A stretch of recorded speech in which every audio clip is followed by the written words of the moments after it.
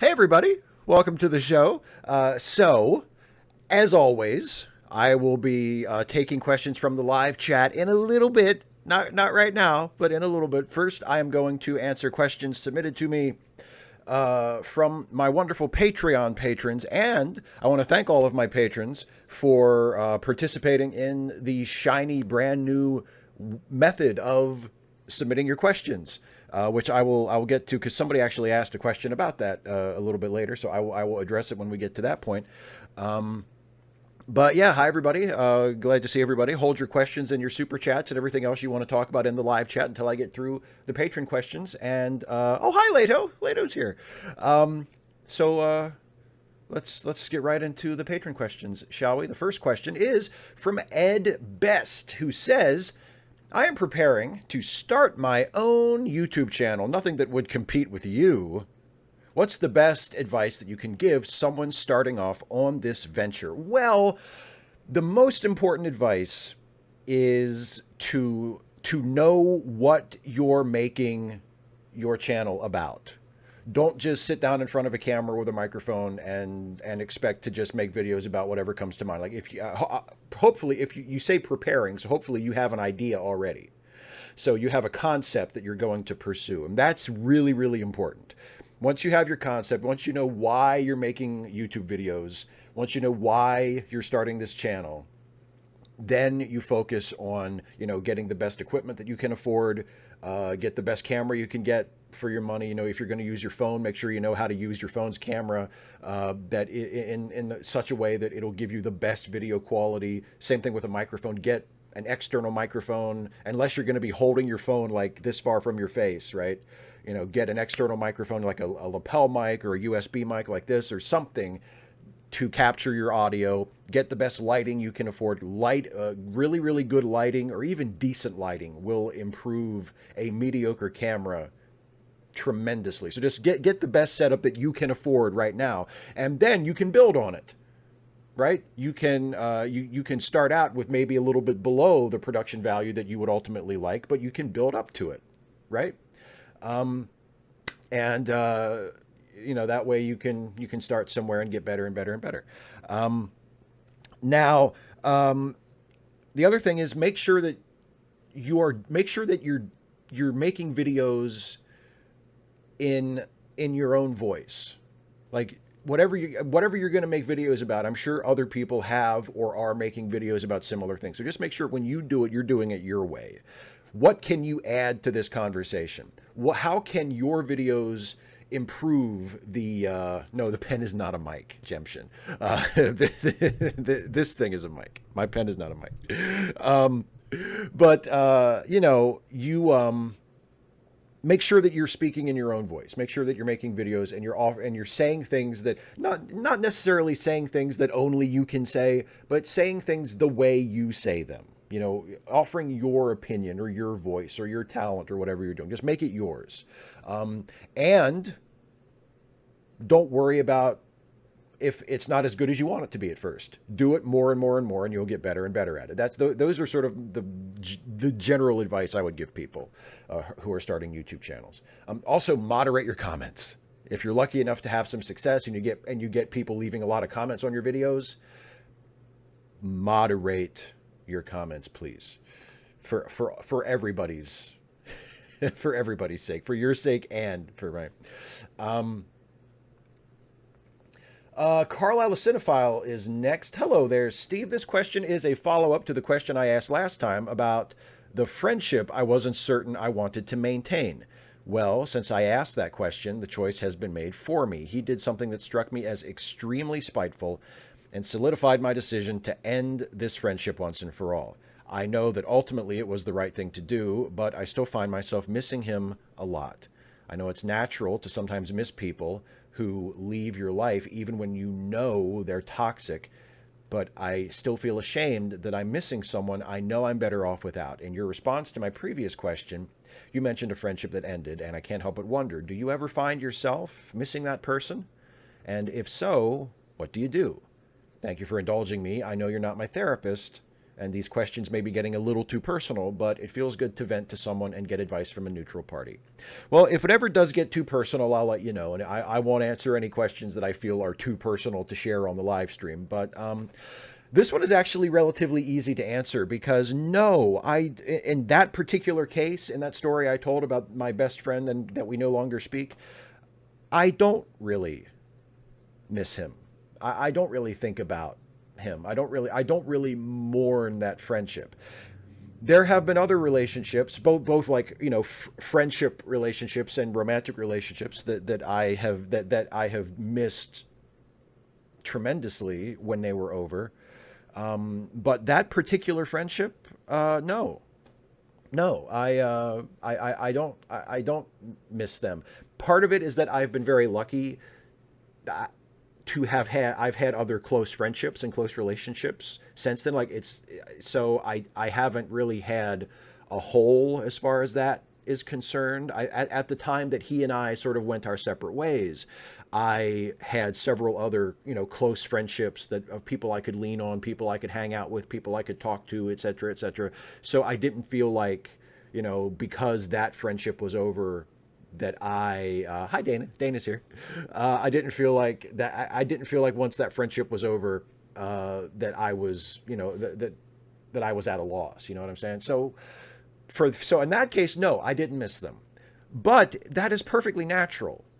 If you spent time with someone, if you were friends with someone, if you have a sort of a built up collection of shared memories and shared experiences, when that is over, whether it's over for a good reason or for a reason that you wish you could change or whatever, I think you're always going to miss that. You know what I mean?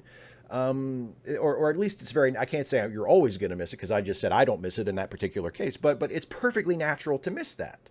There's nothing strange about that. There's nothing to feel ashamed about. You say in your question you feel ashamed that you're missing him, even though you know that you're better off. There's no shame in that at all. That's just being human. That's just human emotions. They don't always make sense. There's nothing, there's nothing to be ashamed of about that.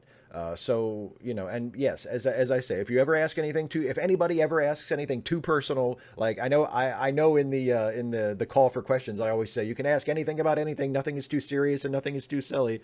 Right. Even, if anybody ever asks anything that's like just too personal for me to share, I will let you know. Right. And I will not be oversharing on the stream, but, that question is completely fine.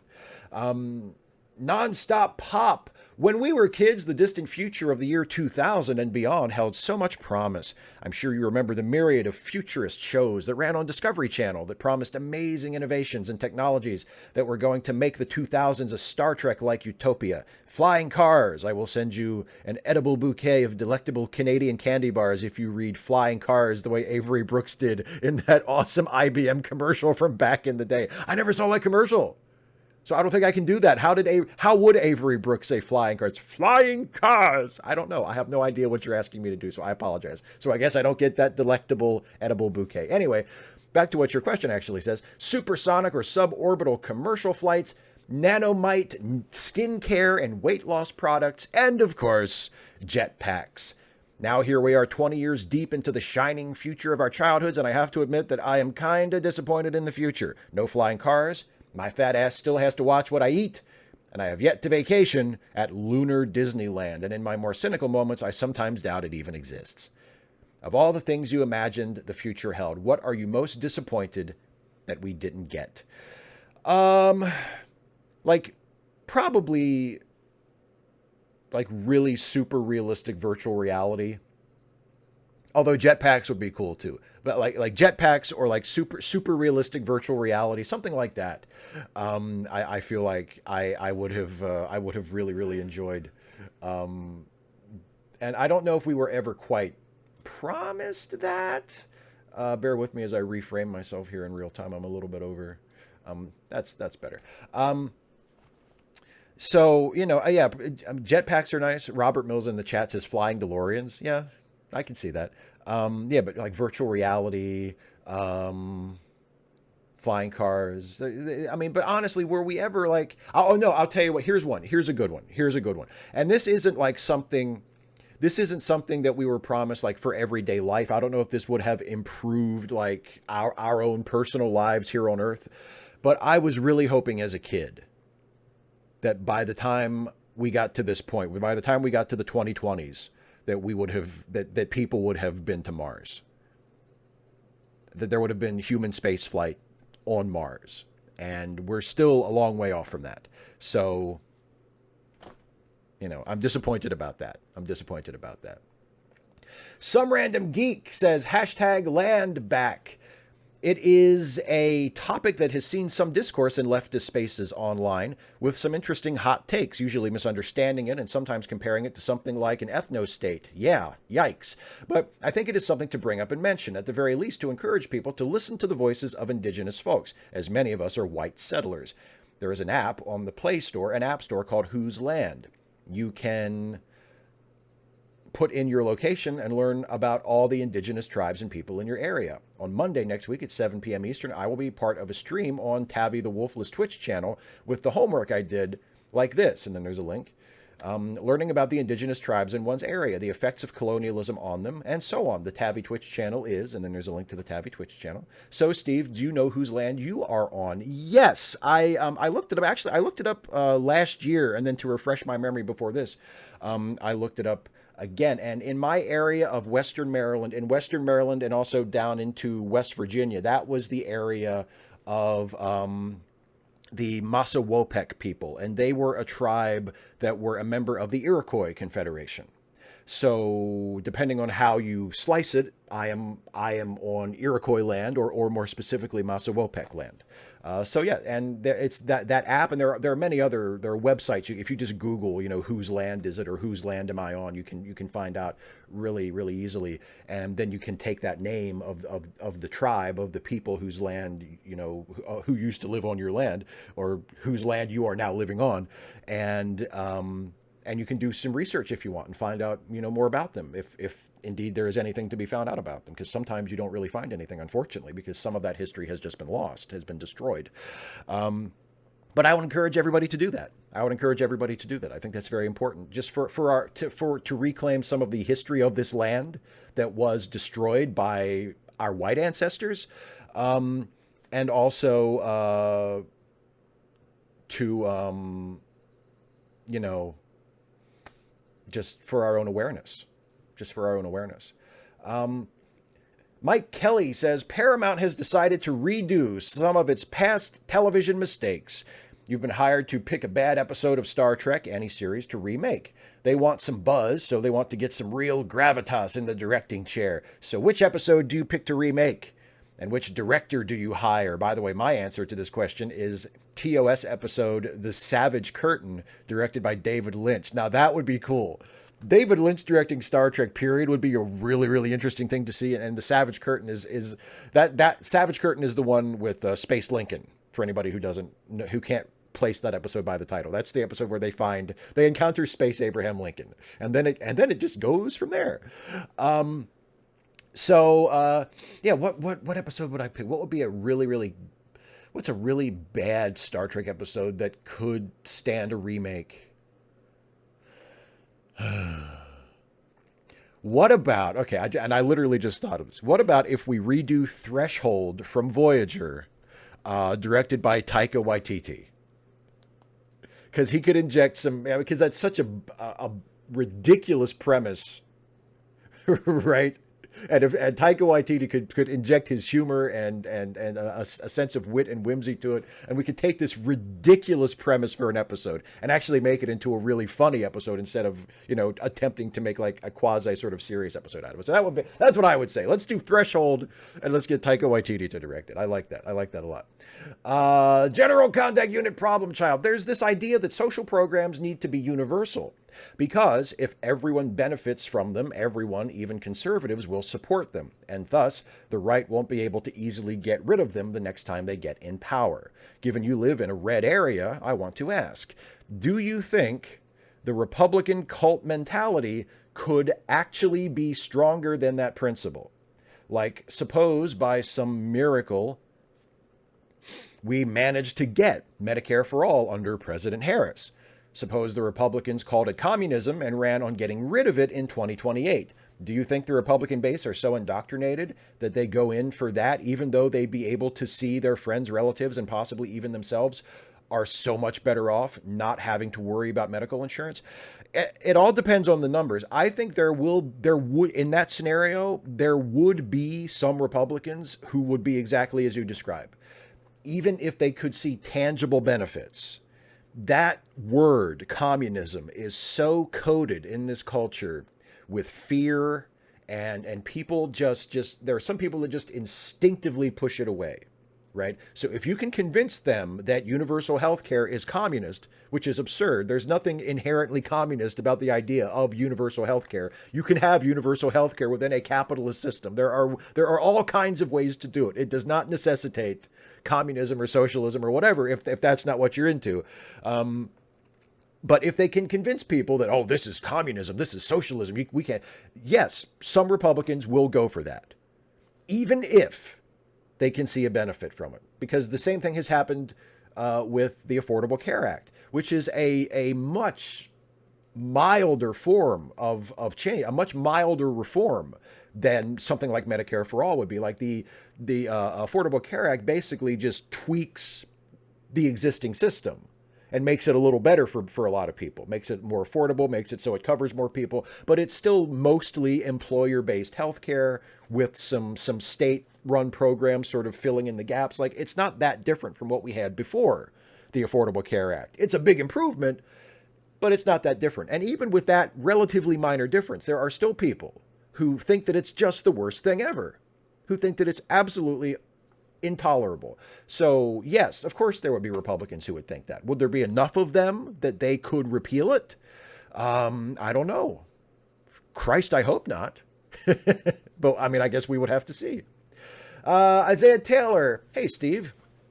As a black man, I believe I need to clarify to the world that not all black people think the same way. It's just impossible. We all have different opinions based on our upbringing and life history. Yes, we have some common grievances that we all share, racism and discrimination, but many of us have different takes on certain issues. For me, it's so-called cultural appropriation. So recently, I read an article on CNN about the 2000 teen cheerleading movie, Bring It On. The film stars Gabrielle Union, Kirsten Dunst, and Eliza Dushku, and is about a group of teenage cheerleaders who compete in a cheerleading competition. The film garnered positive reviews and soon became a cult film, yet some black people see it as cultural appropriation, due in part to the fact that the white people in the movie were, I guess, dancing too black-like. I don't know. This is where I kind of leave the left because of this silly bickering over pedantic nonsense that doesn't accomplish our mission. Well, your question makes me think of a couple things. First of all, and actually, I was talking about this with someone earlier, and she brought up the fact that the movie Bring It On, which I haven't seen for a long time, but I remember the basic story of it, and that idea of cultural appropriation is in the movie. Like, that is something that the movie actually deals with.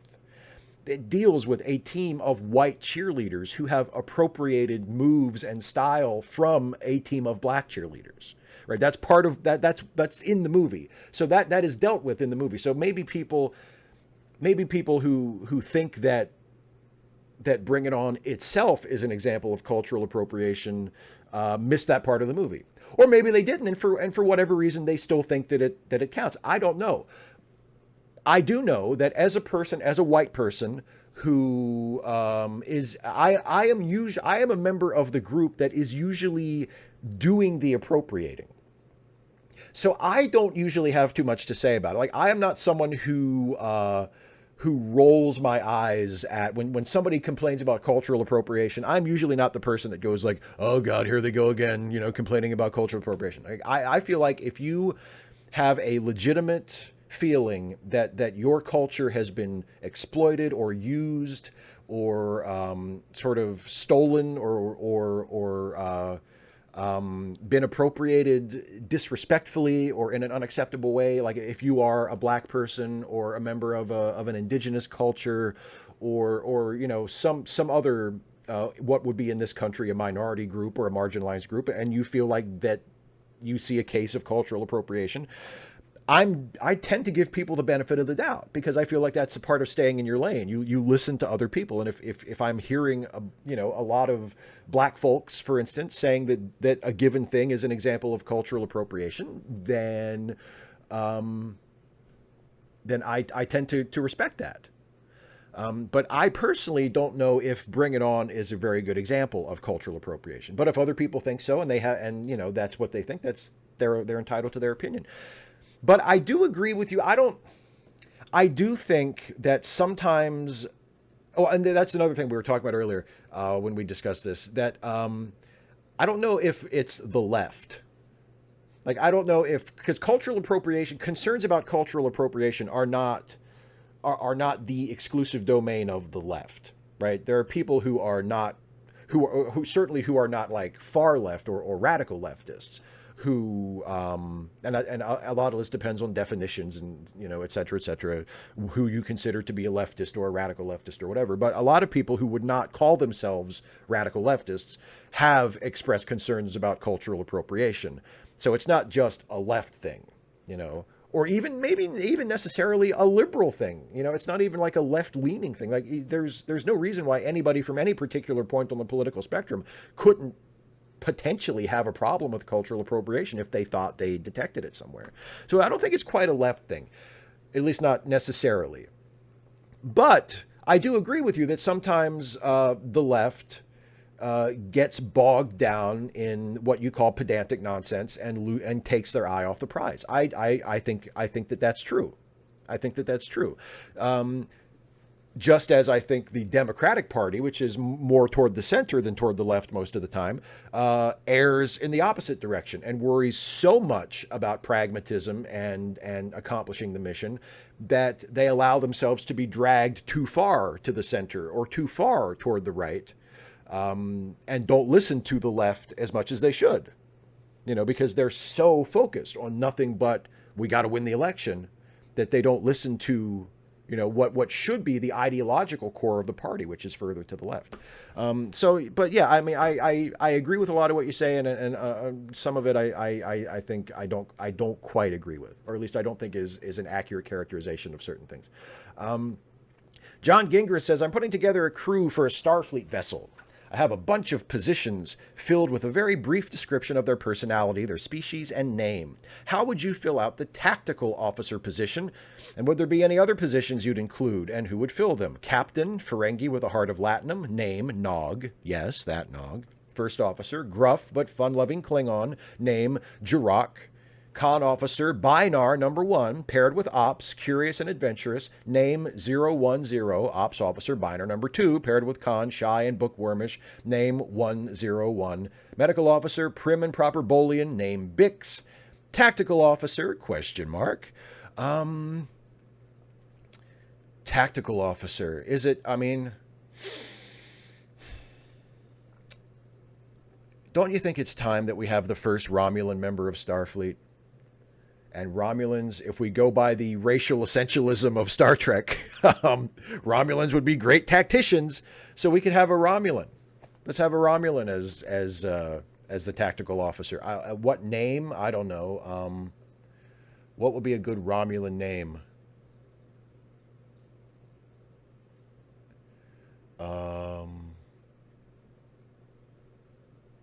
Parlek. I don't know. Fuck it. Does that sound Romulan enough? Tactical officer Parlek, and she's Romulan. How about that? I like that. I like that a lot. I love the Binar thing, by the way. That's my favorite part of your proposal. I love having the ops officer and the con officer be paired Binars. I think that's really cool. That's a really, really clever conceit there.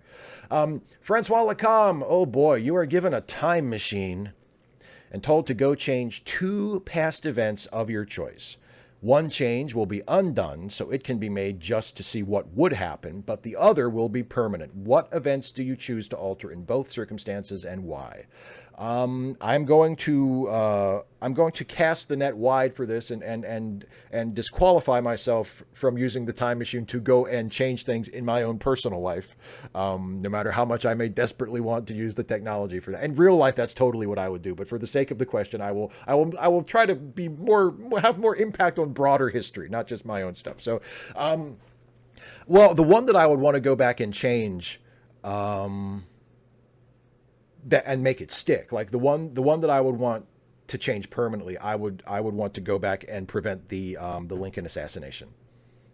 Because, and I don't, I mean, I'm not naive enough or simplistic enough to think that if Lincoln had served, had continued to serve after he was assassinated, that would have fixed everything. But there's just something about the Lincoln assassination every time I've studied it, from when I was a child through adulthood, it just feels wrong. You know what I mean? Like Lincoln had won the Civil War. He was presiding over the knitting back together of the Union. He had traveled such an arc personally where he was finally getting to a place at the very end of his life where he was overcoming a lot of the shortcomings and a lot of the issues that make him such a complicated and imperfect figure when we study him. One of his final public speeches was a speech he gave where he basically advocated for complete legal equality between blacks and whites, which was something that even as a lifelong abolitionist, he had stopped short of that. Like he was still sort of holding on to this notion that there should be some kind of white supremacy, even though he wanted blacks to be free from slavery and he wanted, to see public education for black people and a lot of freedoms and a lot of equality for black people. He still had this mindset of, but white people should still be superior. And at the very end of his life, he looked like he was finally starting to move beyond that. And he was favoring equal voting rights for blacks. And full equality for blacks. And it's like he finally got it. He finally got it. And if that Lincoln had been president for another term, I mean, it's difficult for me to imagine that things would not at least have been better than they wound up being. That Reconstruction would have gone on longer, that Reconstruction would have been more transformative, would have done more lasting good than it did. So yeah, I would say the Lincoln assassination would be the one that I would change and have it stick. And as for what I would change and then have it change back to see, if, just to see what would happen. I don't know. I don't know.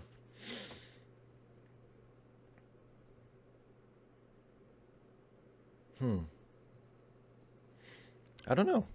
I feel like I'm on an assassination kick, but maybe prevent the JFK assassination just to see what would happen. I don't know. That's a tougher one because I've like the Lincoln one. I know like that's what I would do. I would prevent that.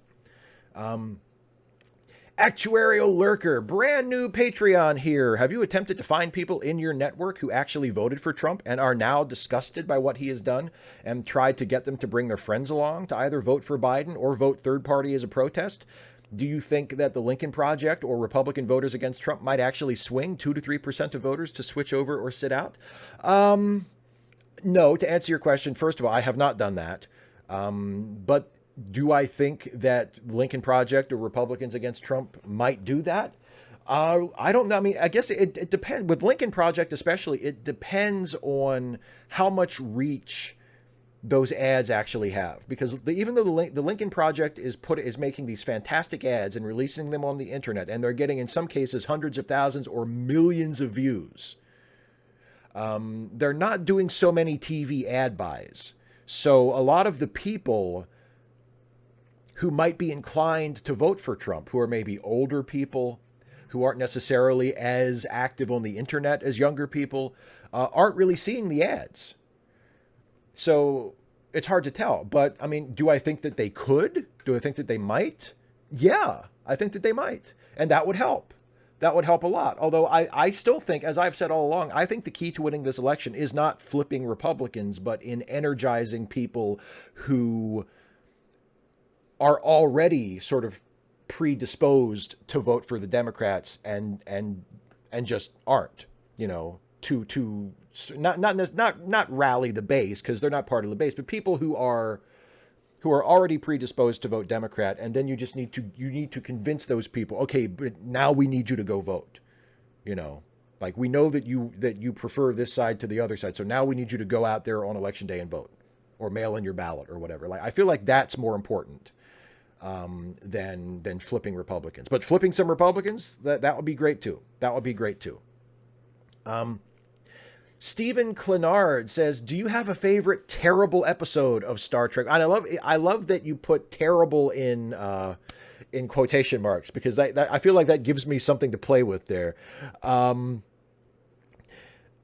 There are several episodes of Star Trek that are generically considered terrible, or not generically, but generally considered terrible, like as conventional wisdom, that I actually enjoy a lot, and in some cases don't even think they're bad episodes. Like the one that I think of the most is Move Along Home from Deep Space Nine.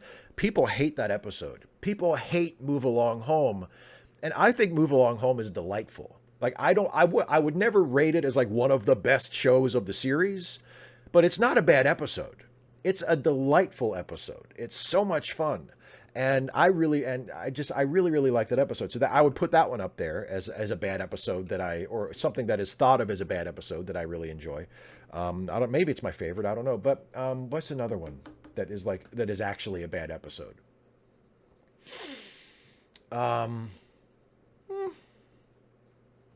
I mean, Spock's brain. Like, that's the one. Spock's brain before Voyager. Spock's brain was sort of like the go-to choice for the worst episode of Star Trek, and it's pretty bad. Spock's brain is legitimately a bad episode. I will not say the same thing about it that I just said about Move Along Home. Like, Spock's brain is legitimately a terrible episode, but I really enjoy it. I really enjoy it. So that might be a good choice too. Fernanda says, "Hey Steve, in my home country, Brazil, right now with a president worse than Trump, but that is another story, voting is mandatory. Failing to vote, at least absentee, implies losing some benefits, like, for example, getting a passport. Also, there is no such a thing as delegates. Very hard for me to grasp this concept, as we have direct vote. Would you think U.S. could benefit from such changes in its voting system? Would they work here? Live long and prosper." Well, thank you very much. That's the blur effect, Jason. The blur effect has taken my ears, but I can still hear though. See, when I turn like that, I can still hear. They go away and then they come back. So I don't know about mandatory voting. I don't think mandatory voting is a good idea. Dana, who is in the chat, has suggested in the past that we pay people to vote, which I think is a very provocative idea and something that I would at least be willing to try. I'm in favor of automatic voter registration. I'm in favor of automatically at least mailing absentee ballot requests to people, or mail-in ballot requests to people. If not, just mailing them the ballots, first, I'm in favor of all kinds of things making it easier for people to register to vote and to vote. Mandatory voting, I'm not sure about. I don't think that's such a great idea. But getting rid of the Electoral College and having a direct vote, I think that'd be a good idea too. Yeah, so I think both of those reforms could, not mandatory voting, but sort of what the other stuff that I said just now. Radical Bacon in the live chat says the voter holiday. Yes, that would help too. Pretty much anything that would make it easier for more people to vote. And getting rid of the Electoral College and having a direct popular vote result to elect the president. Yes, I think that would be a good idea. Andrew C. Hawkins says, "David Lynch gives a daily weather report, which is broadcast on KCRW Santa Monica. And I've noticed that you and he share a habit. You both announce the current year as 2020 instead of 2020. Is there a particular reason why you don't want to save yourself a few syllables?" I do say 2020 from time to time, but I guess I say 2020 at the beginning. I think you're referring to at the beginning of the Facepalm 5 when I say it's blah, blah, blah, blah, blah, 2020. I just think it's cool that we're in the 2000s. I'm just a nerd. And I just like, 2020. It's 2000 and something. That's just cool, right? So I say it because it's cool. That's the only reason. Were you expecting like a deep, interesting answer? It's because I'm a fucking nerd, and I still, after 20 years, I still think it's cool that we're in the 21st century. It's the year 2000, right? Yeah, so there you go. Tasby12 says, Steve, I was wondering if you ever heard of the legend of the lost cosmonauts. Supposedly, the Soviet government launched cosmonauts into space in the late 1950s, early 60s that never came back. One famous recording in particular is of a Russian woman pre-Valentina Tereshkova calling for help and saying she was getting hotter and burning up. 2 Italian radio operators picked up this recording. A lot of things don't add up, including the fact that no other operators who liked to monitor space flights picked it up, just those 2. I am by no means a conspiracy nut, but this story intrigues me. I know you're a space race nerd, so I was curious as to your take on this story. I don't know a lot about it. I've heard of it, but I've honestly never done a lot of research into it, so you probably know more about it than I do. I would tend, because of the thing that you mentioned, because of the fact that nobody else seemed to detect these transmissions other than these 2 Italian radio operators, I tend to discount it. I tend to think that if the Soviets had actually launched a lot of people into space and that there was radio contact, that it would have been very, very difficult to hide and cover up like that, because somebody from outside the Soviet Union would have heard something, you would think, right? I mean, if it was something that they could have kept contained within the Soviet Union, then it's more plausible. But if you're in a situation where I mean, because like when Sputnik when Sputnik was launched, the whole world heard that. Like people were picking up the Sputnik radio signal all around the Earth. So yeah, I tend to think that it's probably not true, just for that reason. If it really happened, where's the evidence? Like, how were they able to completely contain it inside the Soviet Union and cover it up when people would have been, if not Earth orbit, at least high enough that somebody would have picked up the transmission other than, in the Soviet Union. But yeah, it's a very, very interesting, provocative idea for sure. C.W. Daniels, Beyond Burgers or Impossible Burgers? Picard, Kirk, or Cisco for a post-apocalypse survival partner? Mayo or mustard? How are you going to spend election night? I said one question. One question. Not a bunch of questions packed into one post. Work with me here. Work with me here. Thank you for being a patron, by the way. Beyond Burgers, because they are actually available at my local grocery store and I can actually get those to make at home, and they are really good. Ooh, Beyond Burgers are so. Actually, I think if I had to choose, even if it's like at a restaurant, I think I prefer Beyond Burgers to Impossible Burgers. But the Impossible Whopper is really, really good. Cisco for a post-apocalypse survival partner, no question. As long as I had Cisco on my side, I know I'm making it through. And mayo or mustard. I use mayo a lot more. I tend to use mustard only for particular applications. Like mustard is basically like my go-to for a hot dog. I don't use mustard on other stuff. Or maybe if I make a ham sandwich, I'll put mustard on it. But other than that, I'm usually using mayo. So I think I would probably say I probably prefer mayo, I guess, if we just go by how often I use it and how many different things I use it on. But for certain things, mustard all the way. And how are you going to spend election night? Oh, God, probably curled up into a fetal position with a bottle of something strongly alcoholic within arm's reach. I don't know. I don't know.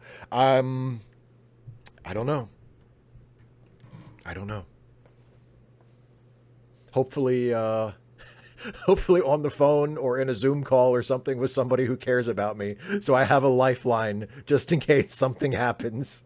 So I have some human connection, someone who can be like, it's okay, man, it's going to be okay. We're going to get through this. If things don't go well. Now, if it looks like that Biden's going to win, then I'll be doing great. I'll be having a great night. It depends, though. It very much depends on how things look like they're going. And if we even know on election night, if we actually do have a massive mail-in ballot response, and we might not even know on election night, which is completely fine, by the way, contrary to what the president says. If it takes a few more days to count the ballots, so then we can know for sure who wins, that's totally cool. I have no problem with that at all because it's our democracy, not a fucking reality show, right? It's like we need to find out who actually won. See, Robert in the live chat says, or you could live stream rant. I really don't think I'm doing a live stream on election night. I don't see that happening. Lynn Kibblemom says, hi, Steve. I really enjoyed your Batman fanfic. Thank you very much. And wondered how you feel about the premise of this rather topical fanfic I came across by Sean Kelly at StorySlug. His thesis is that a dark and gritty Batman has all the same powers as a cop in riot armor with no legal restrictions. Batman's only superpower in a gritty movie is the ability to violate people's constitutional rights. This, he says, is what makes Batman an advertisement for abusive policing.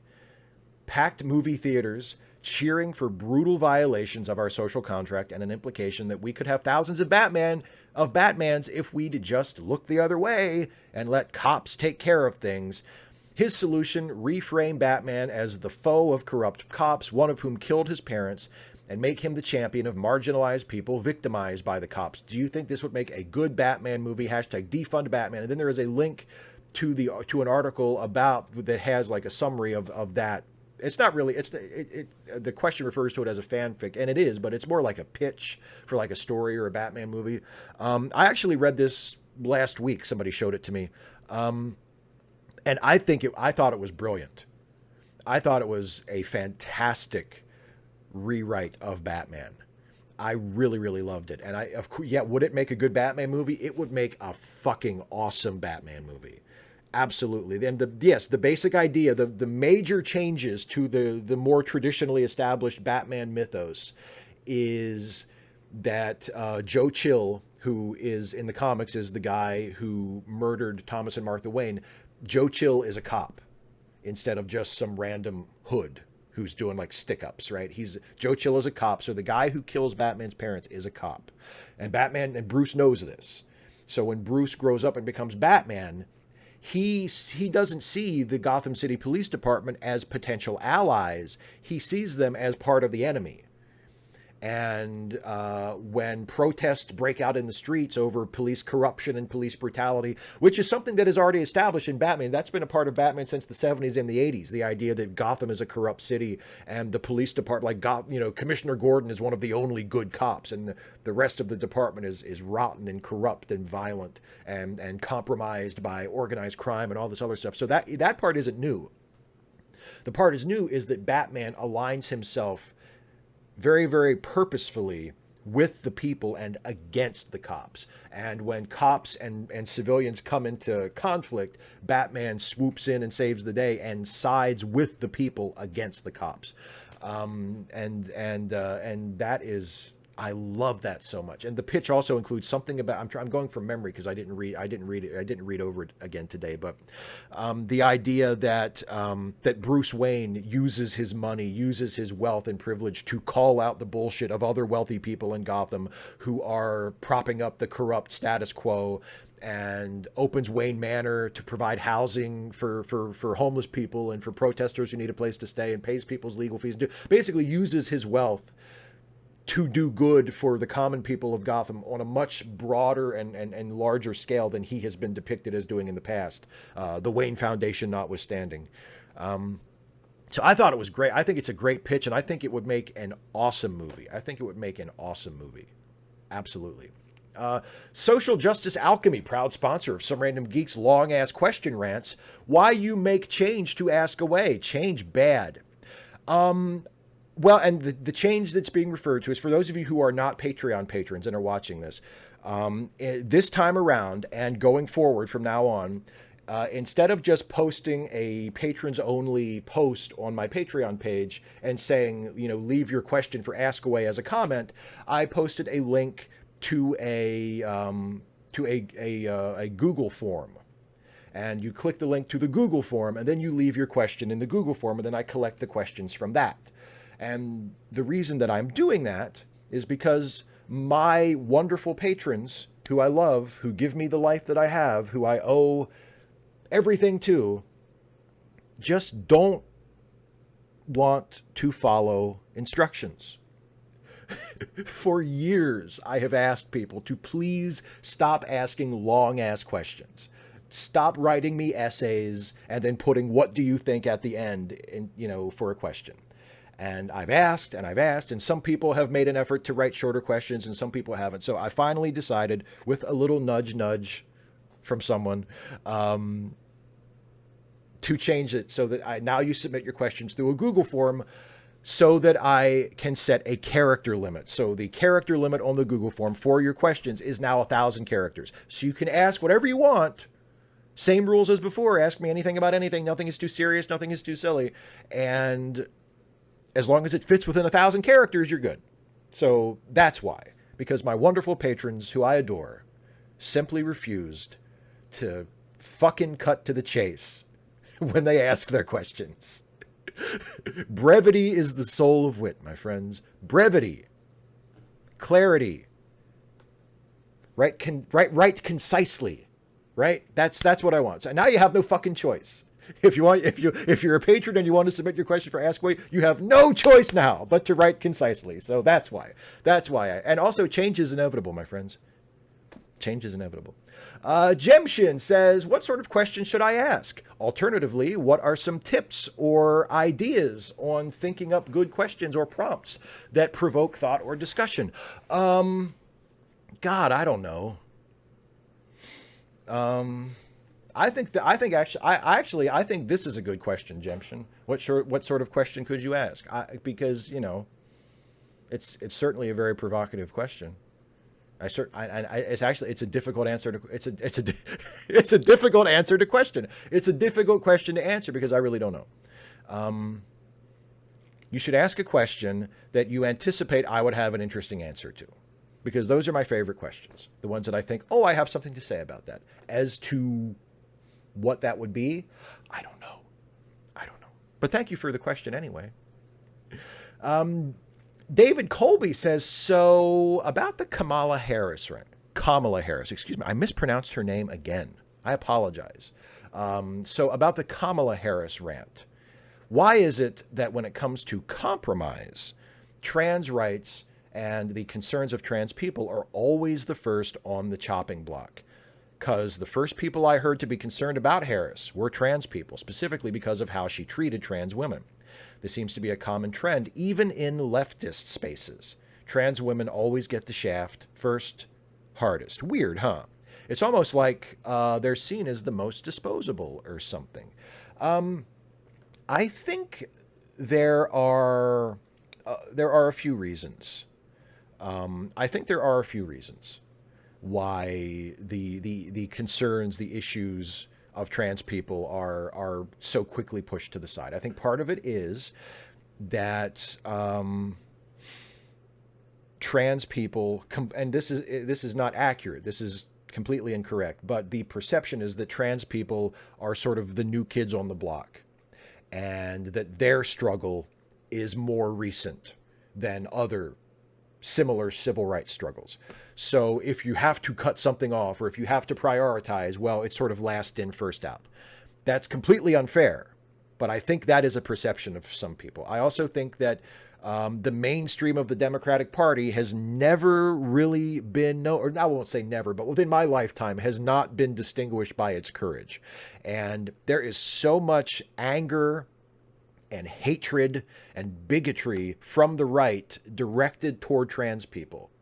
So much outrage and just completely out of proportion toward trans people, just asking to be treated as people, just asking for basic equal rights and simple justice, that I think some Democrats feel like it is not worth the fight.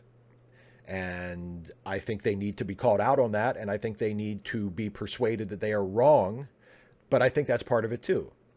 And related to that, I think, is also the fact that there is not very much trans representation in the party. There are not a lot of trans voices in the party that are influential or widely heard. That is a problem with the Democratic Party that needs to be addressed, that is very, very slowly, I think, getting better. There are more trans activists in the party. There are more trans people running for office from within the Democratic Party, which is great. But it's happening very slowly, and it is not happening nearly to the extent that I would like to see it. So I think all of that, and just the fact that trans people make up a relatively small portion of the population. None of that should matter. None of that should make any difference, because it wouldn't matter if whether there were 2 million trans people in the United States or 200 million or 5. It should make no difference, because it costs us nothing to treat people with respect, to guarantee legal equality for people, to guarantee that justice is served equally to people regardless of their gender identity or any other characteristic that they might have, right? It costs us nothing. There is no reason not to do it. And it is completely wrong for the concerns of trans people to be pushed to the side. But I think those are the reasons why. So those are the things we have to address. Those are the points that I think we have to push against to get this to change. And it has to be cis folks as well as trans people. Trans people can't do this all by themselves. We can't just be like, oh, here's why they keep treating you like this, trans people. Here's why they're so able to dismiss you. So now that you know what the problem is, now that you know what the pressure points are, you go to work. It has to be us too. Cis people have to do it too. And cis people have to do it because we're the ones with the privilege. We're the ones with the power. We're the ones who can make it change a lot more quickly and a lot more substantially than if we just say, oh, here you go. There you go. Now you know what to do. Good luck. Good luck with getting equality and justice and basic human rights, But I think that's why. Murray Ziller. Hey, Steve, I was rewatching your videos on the economics of Star Trek as you fended off folks saying if we give people the bare necessities of life, then they will be lazy and not do anything. I just thought it'd be interesting to know that according to anthropologists, the definition of Homo sapiens includes the inability to be or accept boredom.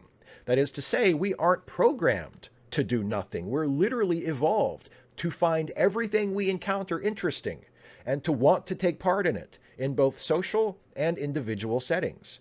We're programmed to learn about how it works and learn to pass on those skills to others. It's basically a major definition of Homo sapiens. So anthropology has your back. Remove the need to survive, and humans basically just can't help but want to learn and be a part of the world and work to improve things in the fields they encounter.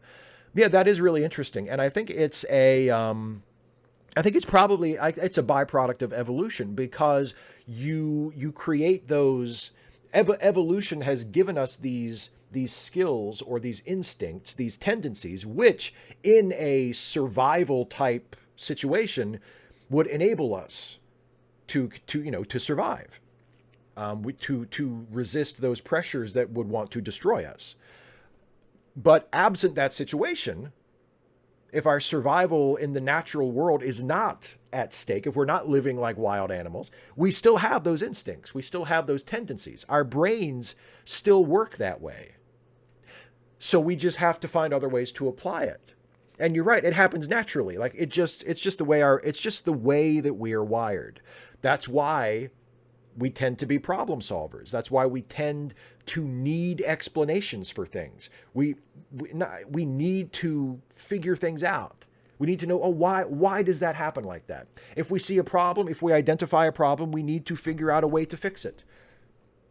And not everybody is like that. And everybody might have different ideas of what they consider a problem or what they consider a problem worth responding to. But I think most of us have these tendencies. And I think it's an evolutionary thing. It's taking something that allowed us to survive in the wild a multitude of generations ago. And now that we are in quote unquote civilized life, we find different ways to apply it. So yeah, I think that's really interesting. I think it's really interesting. Philip Boylard says, are you into Bill and Ted? Did you see and hopefully enjoy Face the Music? I have not seen Face the Music yet, but of course I saw Excellent Adventure and Bogus Journey a long time ago. I haven't seen either one of them for a very long time, but I've enjoyed them both, especially the first one, especially Excellent Adventure. And I think I do like Bill and Ted. I haven't seen the new one yet. I don't know if I will watch it this weekend. I might watch it this weekend, but I have the movie to watch for late seating which we're recording on Sunday, and that's not like, obviously that's not like an all day thing, but I'm not sure what I'm doing this weekend. But if I would like to watch it at some point soon, for sure. Yeah, and if you and it, I mean, it's gotten decent reviews, and even the negative reviews make it sound like a movie that I might enjoy. So I mean, I'm expecting to like it, but we'll see. But yeah, I'm planning to see it soon, but haven't seen it yet. Mike Heron says, "Do you think we'll actually see another main timeline Star Trek movie again?" Honestly, I liked the Kelvin timeline movies, but if it was left to die, it wouldn't bother me at all. Well, I think eventually we'll see one. Yeah, I mean, one of the main driving forces behind the creation of the Kelvin timeline movies in the first place was that when CBS or when Viacom sort of split, and Paramount Pictures got control of the movie half of they basically split the Star Trek franchise in half in terms of who was going to be in charge of making new Star Trek, and Paramount Pictures got the movies, and the TV half of it went to CBS. And so because Paramount controlled the movies, they said, well, let's just make our own movie series, and then we'll have two. We can do, so merchandising will be separate and all this stuff. But now that Viacom CBS has come back into under one corporate umbrella, that's probably not that much of an issue. So they could do main timeline or prime timeline Star Trek movies again without too much of a problem. And I don't know. I from what I understand, the next one they're trying to ramp up Star Trek 4 in the Kelvin timeline again. And I really hope that happens because I love the Kelvin timeline movies, and I would love to see at least one more, especially after Star Trek Beyond, which was the best one of the three so far. So I would love to see a fourth one. I'd love to see Chris Pine back as Captain Kirk. I'd love to see Zachary Quinto back as Spock. I'd love to see Carl Urban back as McCoy. I'd love to see Zoe Saldana back as Uhura. I love that cast. I love that cast. I love those versions of the characters. And I've liked all three movies, especially Star Trek Beyond. So I would be really excited to see another one. But do I think that it will be only Kelvin timeline movies from now on? No, I think they'll probably get back to the prime timeline at some point in the movies. I don't know when, but it wouldn't surprise me at all. And last question. From Sean Hartley. Hi, Steve. Hope you're well. What are your thoughts on how Star Trek Discovery Season 3 being so far into the future of the franchise lore, and this means for other Trek series going forward? I personally think it is excellent and a great idea to take the series into the future. Lots of possibilities. Looking forward to hearing your opinion. I think it's a really good move for Discovery. Yeah, I mean, I think it's interesting because it's uncharted territory for a Star Trek show in a couple of ways. First, it's the furthest point in the Star Trek timeline that we've seen a show set, which is interesting, and sort of gives them a blank slate, which I think is cool. But also it's the first time that a series has shifted its timeline so dramatically. So Discovery goes from being set pre-Captain Kirk era to now being set hundreds and hundreds and hundreds of years post TNG era. So it now has sort of become both a prequel and a sequel series, which is something that Star Trek has never done before, and isn't done all that often, period. Like, it's a really cool idea. So I think it's great for Discovery. Now, what will it mean for the rest of the franchise? I don't know. I mean, who's to say that, that will be the default setting? Somebody might pitch Alex Kurtzman with a great idea for, a new series that is set in roughly the same time period as the Picard series, like the late 24th, early 25th century. And they'll do that. Just because Discovery is jumping ahead to the 30th century, the 31st century, something like that, just because Discovery is jumping that far ahead doesn't mean that every show that follows it is going to be set in that time frame. I would actually love it if they would start, exploring different areas of the timeline and have a show set, like the Pike series is going to be set, I guess post Cage, pre Captain Kirk, right? So that's going to be in its own timeline. Picard is getting a second season, and that's in its own time, not timeline, but time frame, like period, era.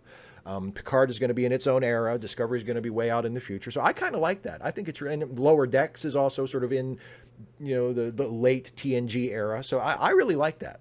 I really like that. And I don't think it necessarily means that all the shows from now on are going to be set in the 30th century. But I just, yeah. But in general, I think it's really good. I think it's a really good thing.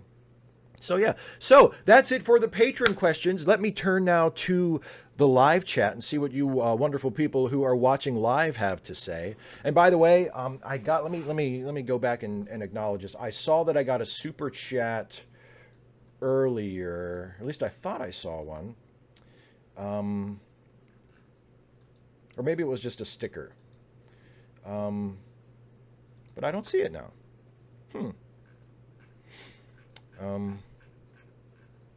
No, there it is from Stephen Clenard. Yes, says I adore the way to Eden, but agree that it is objectively truly terrible. It is so delightfully goofy and earnest that it's one of my all-time favorite episodes. That's a good one. That's a good choice. Absolutely, that's a good choice. And by the way, as I always say, if I miss your question in the live chat, it's probably nothing personal. It's almost certainly nothing personal. It's just that I just didn't see it.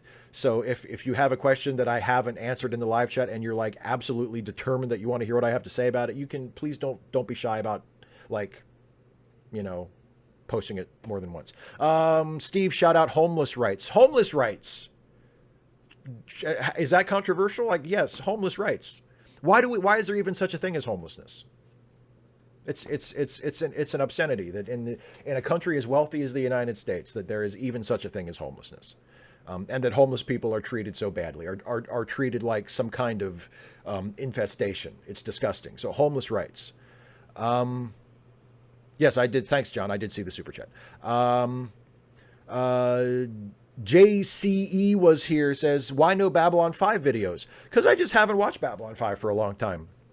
I'm just not, I watched Babylon 5 when it was originally on the air, and I enjoyed it a lot, but it just hasn't stuck with me as much as Star Trek. So I'm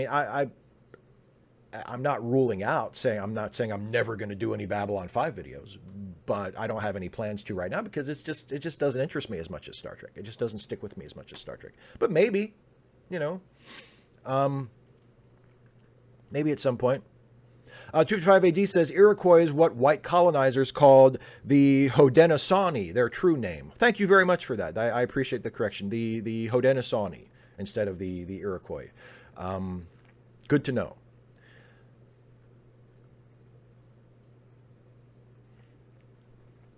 And another one from 255 AD. When you speak to Jason, can you tell him adult people with learning disabilities can in fact consent to sex? Is Jason still in the chat? I saw him here earlier. If Jason is still in the chat, you can tell the motherfucker yourself. Super chat from Trick Simpson. Steve, have you been watching Lower Decks? It's harder to get in the UK without being naughty. Yes, I have. Yeah, I've enjoyed Lower Decks. I can tell that there is enthusiasm for it, or at least interest among the fan base for it, because there has been a Lower Decks question, I think, in every live stream I've done since the first episode aired. So it's good to see that there's some enthusiasm for it. And yes, I've enjoyed it. I've enjoyed it a lot. I thought this week's episode was really good with Boimler's girlfriend. Yes, Dana, I do.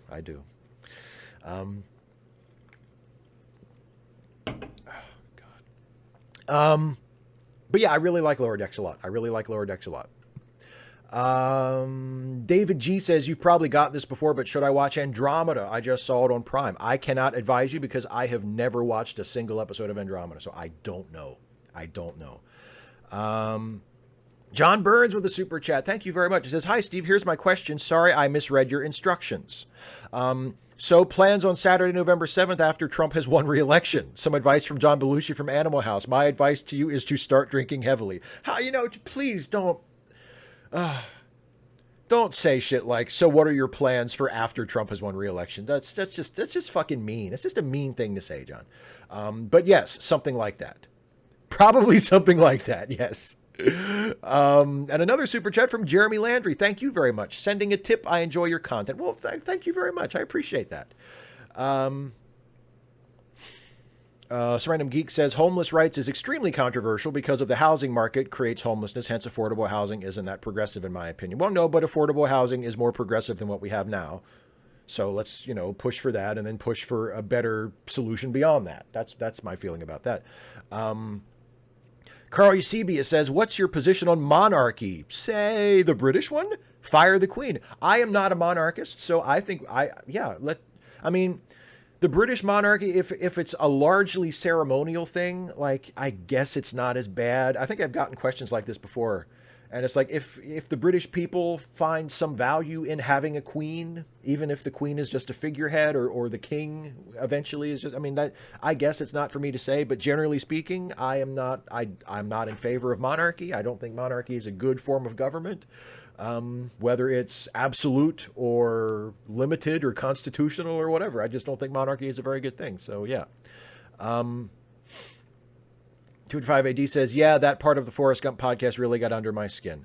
Well, I mean, I think I got under Jason's skin by giving the movie a qualified positive review. So, but yeah, I see what you're saying. Part of the problem is that the movie is very slippery in terms of what Forrest's disability actually is. Because as Jason points out in the review, they never identify any particular condition that he has. He's just sort of, oh, he has a low IQ. He's just kind of slow. So it's very flexible. And I think one of the reasons they did that is so that when he has that relationship with Jenny, that it's not that troubling. You know what I mean? He's not someone with he's not depicted as someone with a very serious disability that would, say, prevent him from being competent to enter into a contract or offer consent for sex or something like that, because it's left very vague. And obviously, if you were offended by that or had a problem with it, that's, you know, you have every right to feel that way, and I can see why you would feel that way.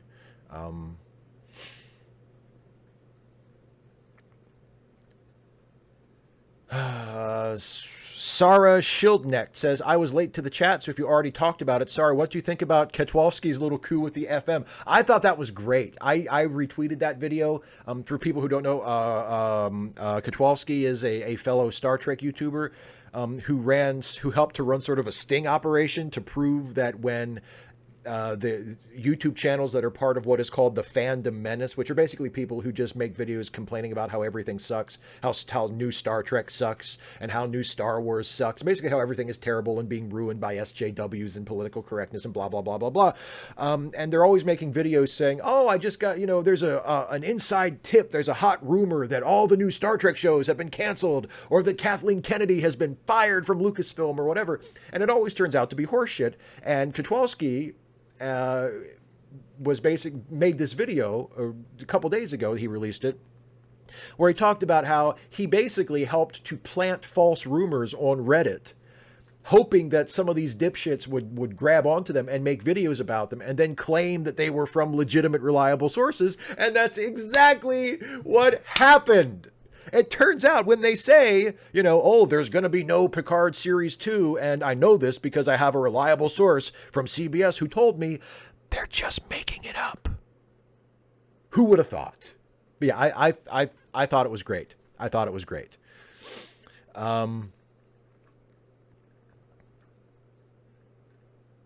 I got another super chat from John Burns who says, I prefer to call it housing rights. It's like unemployment insurance. I'd rather have insurance to help me get employed after being laid off, and housing people is a public good during a pandemic. Yeah, okay. I mean, yeah, housing rights, or just the right to have a house. Yeah, absolutely. I'm down with that completely.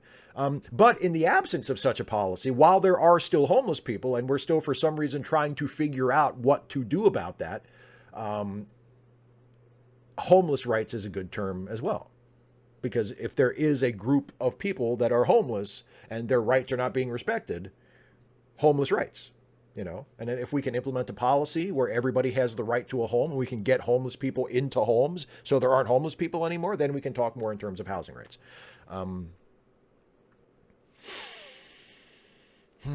Maria Stiles says, would you rather give head pats to a cat girl or dog girl? This question brought to you by Left Disunity Gang. I mean, obviously I'm a cat person. I love my cat, but I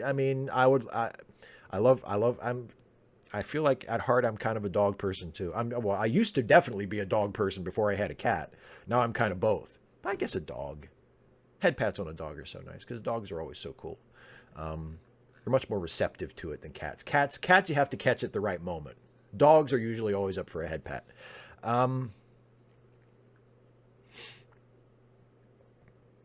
Radical Bacon, have you watched ContraPoint's latest video? Answer, probably no. Correct. I have not watched it yet.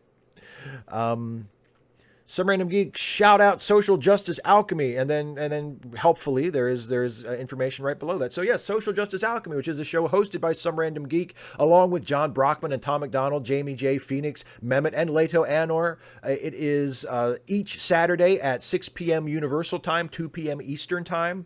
And then the link is in the live chat right there to the Social Justice Alchemy YouTube channel. So everybody go watch Social Justice Alchemy. Iruti Moria, I just want to thank you for keeping up the Steven Stuffy videos for so many years. The highlight of my core. Well, thank you very much. The Steven Stuffy videos are like, as I've said many times, are my favorites. So thank you very much for saying that. 255 AD says, you believe that conservative resistance to Medicare for all would go away eventually as they get used to it? I mean, most UK Tories are okay with the NHS. I mean, I would hope that would happen, or at least, again, that the resistance to it would ebb away to the point that it's no longer a threat. I would hope that would happen. Yes, absolutely. Austin SN said, speaking of SJWs, what did you think of Bill and Ted Face the Music? I haven't watched it yet, so I can't tell you. I haven't watched it yet. Super chat from David G. Thank you very much. Says, you're all a bunch of socialists, but your mods and content are pretty okay. Well, thank you very much, David. I appreciate that. I'm sure the socialists in the chat are grateful for your kind words. You bunch of socialists. Vlog MN says, would you rather know the history of every object you touched or be able to talk to animals? Talk to animals. Who gives a fuck about the history of objects I touched? Talk to animals for sure. And then right above that, A. Trant says, your thoughts on the Dominion showing up in season 2 of Picard. Okay. You know, I mean, if there's a story behind it, I mean, that it doesn't automatically make me think, oh, fuck, that sounds great. Like, but sure, I think that would be good. Yeah.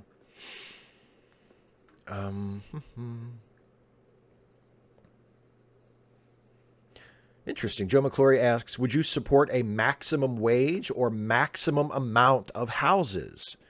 I would definitely support a maximum wage. Well, I don't know. A maximum wage wouldn't be...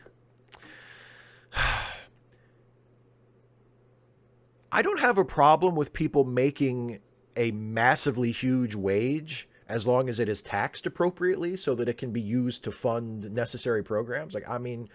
But yeah, maximum, I mean, I'm not sure. Maximum wage might be a good idea. Maximum amount of houses, I don't know. You mean like, I would have to think about that. I'm not sure. I could potentially support either one of them. Super chat from John Burns, who says, about the British royal family, imagine the idea of someone with a personality like Trump's heading to Buckingham Palace, showing that he wasn't the only power in the U.S., constitutional monarchy. Yeah, I guess. I mean, the symbolism of it would have some value, I suppose. Hey, Christy's here. Hi, Christy. A.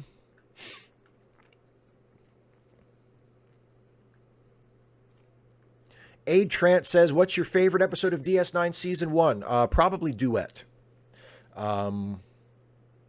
Yeah. Oh, yeah. Actually, now that I think about it, it's definitely Duet. Duet is one of the best episodes of the whole series. And Duet was sort of the episode where you watch that episode and you think, oh shit, they're going to try to make this show really good.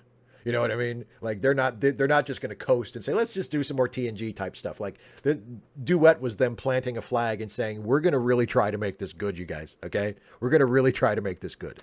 So yeah, I would say Duet is my favorite first season DS9 episode. Some Random Geek, no one gets a second home until everyone gets one home. Well, I can support that. I'm completely in favor of that. Jemshin said, you could learn the history of the objects by talking to the animals. Sure, I could go for that. Vlog MN says, what's your favorite part of Picard Season 1 or your favorite part of Lower Decks? My favorite part of Lower Decks so far is still the subplot in the first episode of Rutherford going on his first date while the disaster is happening on the ship. I thought that was tremendous. I thought that was really sweet and really, really funny. That's still my favorite part of Lower Decks so far. And my favorite part of Picard season 1 is Picard's. It's Picard's reunion with Riker, when Riker gives him the big bear hug in the kitchen, when he goes, "Oh man," when he first sees him and hugs him. That's my favorite part. But closely following that is also Picard's reunion with Hugh on the artifact. When Hugh walks up to him and sees that it's him and says, "I don't know why you're here, but I will help you any way I can." I love that. I love that so much.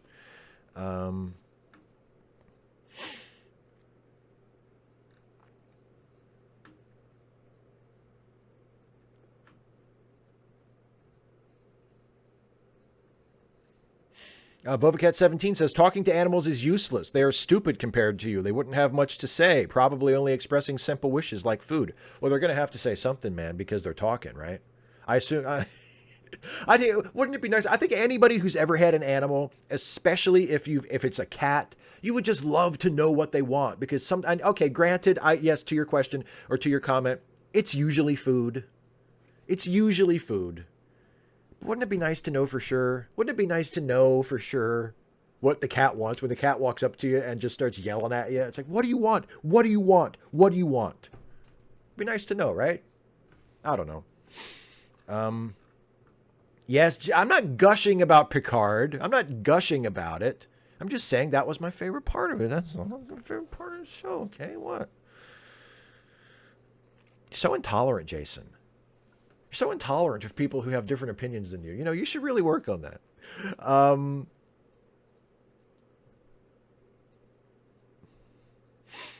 Yeah, Dana has a good point. So what if animals are stupid? They don't have to be intelligent to be interesting. Very true. John Burns says, how about a maximum wage set in comparison to non-commissioned officers in the armed forces and firefighters? Well, okay. I guess.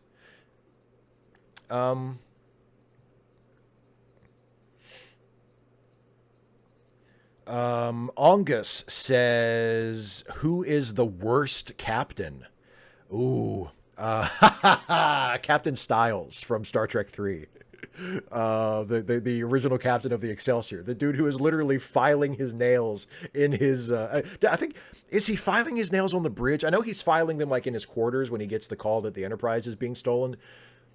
He's not filing them on the bridge, is he? That's a little too broad. I don't think they would do that. But yeah, Captain Styles is such a great shitty captain.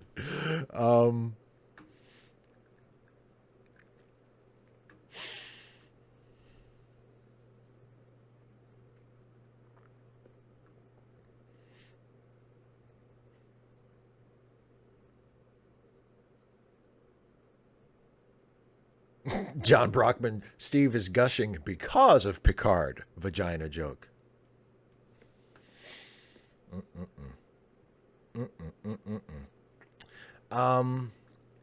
Queer Pro Black says, other than Starfleet being the dominant space exploring org, would you like to see future Trek shows evolve Starfleet or create another much bigger grand Starfleet like Empire level? No, not necessarily. I like I've enjoyed the way that the portrayal of Starfleet has evolved over the years in Star Trek, so that it's now a much more nuanced portrayal where, yes, we still see that Starfleet officers tend to be essentially good people who are curious and courageous and want to explore and understand the universe, but that the organization itself can still be sort of susceptible to corruption and that sort of thing. Like, I think that just continuing to explore the contradictions of Starfleet and the limitations of Starfleet and the complications of Starfleet's mission, I think all of that is very, very fertile soil for storytelling. So I would love to see them continue in that direction rather than, creating like a bigger, grander Starfleet. Like, bigger Starfleet doesn't necessarily scream story to me. Exploring Starfleet in a more complicated and nuanced way. That seems like story potential to me. Super chat from Lighthouseion. We just need to adjust tax schemes to value labor more than investment income. Right now, capital gains get taxed way lower than actual hourly labor. I agree with that 100%. 100%. Why are capital gains taxed, or inheritance money, that sort of, why is that taxed lower than hourly labor, money that you actually earn? That makes no sense to me. And also a super chat from Jeremy Landry, who says, what's your thoughts on fans that take stories too literally, focusing on plot and text rather than themes and subtext? Can they be helped? I don't know if it's a matter of helping them or not. I mean, I do think people who take a very narrow view of story can miss out on a lot of it. And I think a lot of modern internet criticism gets really, really hung up on like nitpicking plot stuff, rather than zooming out far enough to consider things like character and theme and aesthetics and all the other things about stories, especially visually told stories like films and TV shows that can be enjoyable and that can create value for a story. I just think, can they be helped? I mean, maybe if they are exposed to people who can talk about stories in a context other than just flatly reading the text and just being obsessed over the plot, then that might help, sure. But yeah, I mean, I feel like they miss out on a lot. They miss out on a lot. Another super chat from John Burns, thank you, my friend, says, don't you find it odd that in a country that glorifies capitalism, like the United States, how is it that there's only 2 viable political parties? If you can have 10 Starbucks in a city area, why not 10 viable parties? Well, you're forgetting the other thing. We do glorify capitalism here in the United States, but we're also really, really lazy, and we just don't like to think. And we like having binary choices. We like, every time there's an election, we go to the polls and it's like, okay, am I blue team or am I red team? I think that's a lot of it, honestly. That's a lot of it. 255 AD says, what if you find out your cat's alt-right? I'm not going to kick her out. I will continue to feed her and provide her with water. But no more head pats. Sorry. Dana says, who's your favorite Disney princess? I guess we'll find out, won't we? I guess we'll find out. Can't really say I have one right now, but perhaps in coming weeks and months, I will acquire a stronger preference.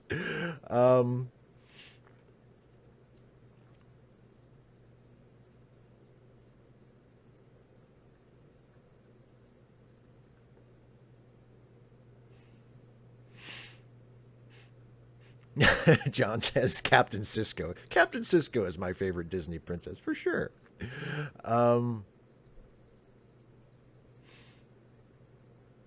Okay, Dana, you're right. There's no such thing as laziness. It's about priorities. Then we Americans, we're not necessarily lazy. We prefer simple binary choices. We prefer not to think too much. I'll put it that way. I won't say lazy. I'll just say, and I'm not saying all of us, because obviously some of us aren't like that.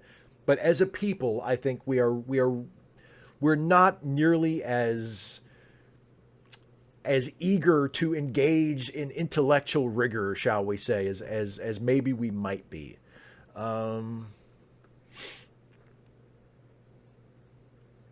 Trick Simpson says, I watched a video on Voyager that asked why they didn't travel to the wormhole in the Gamma Quadrant instead of what they actually did. Have you thought about this and why they chose not to?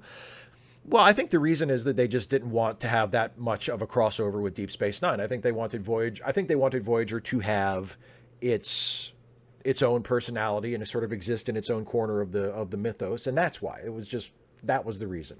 And I think that's why they chose to have Voyager get lost in the Delta Quadrant, which they had never really dealt with in the show, as opposed to the Gamma Quadrant, which they had dealt with in Deep Space Nine. I think it's all just dramatic choices, creative choices.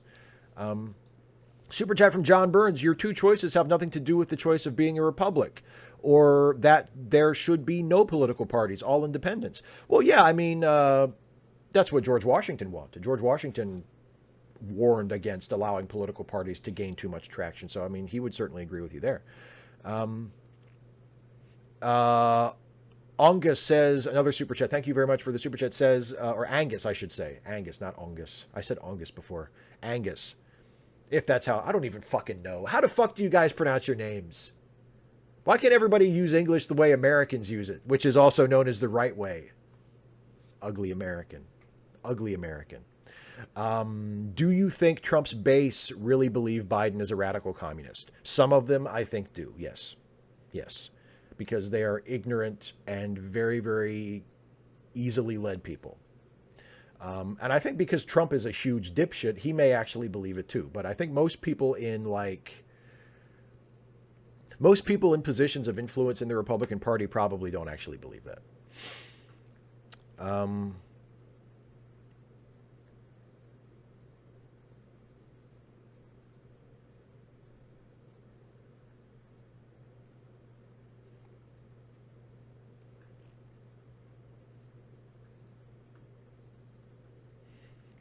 Carl Eusebia says, Captain Cameron Fry in Generations. We're getting a distress call. Yeah, we're not going to help. Kirk. Oh, yes, we are. That's the worst captain. Yeah, you're okay. Yeah, Captain Harriman in Generations is not that great either.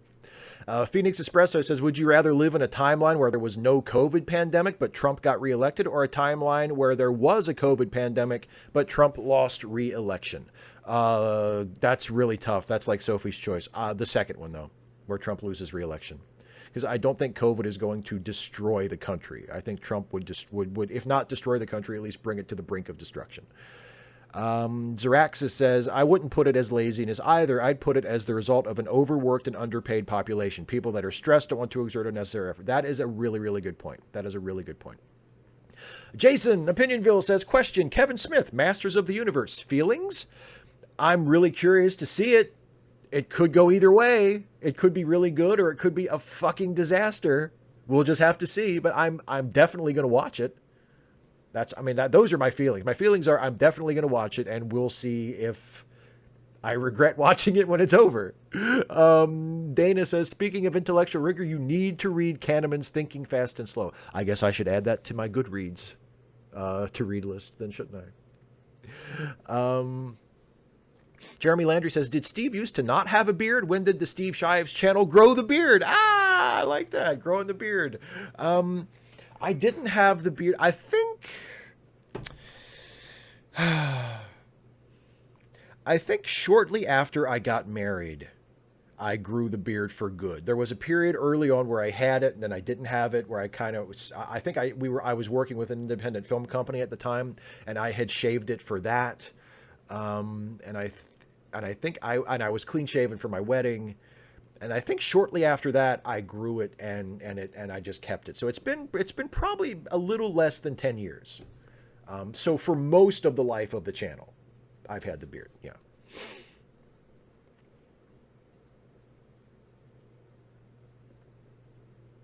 Isaiah Taylor says, I saw an article of black women going to a traditional Irish dance and thought it was awesome. All the Irish people liked it too. The only people to complain were black.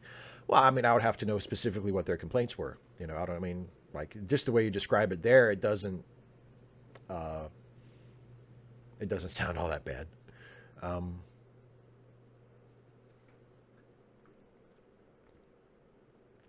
Some random geek says, nowhere in the Declaration or the Constitution does it say America is a democracy. No, it doesn't. It may not say the word democracy, but they set up a system where the government is run by representatives who are elected by the people. That is a form of democracy. Now, that system has been refined since then to be more democratic. We've expanded the vote to more people. Now it's not just white male landowners. Now the voting franchise has been expanded in theory to encompass all citizens. It's practically speaking, unfortunately, that is still not the case. But on paper, everybody who is a citizen can vote. And except for the Electoral College, all elected representatives are elected directly. The Senate used to be not directly elected. Now it is. So it has become more democratic through the years.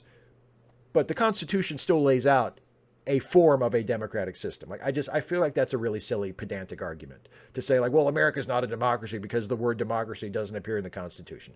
But the plan for a democratic form of government appears in the Constitution. I just think that's a really silly argument. John Burns says, as a super chat, thank you very much, says, what is your understanding of what will happen when the singularity occurs for humans? I'll be quite old then, but I'm not sure about specifics. Are we sure it's going to happen? I'm not, because I'm not. And I'm not really sure what will happen. I used to have a copy of that Ray Kurzweil book, but I never read it. So I'm not really sure. um,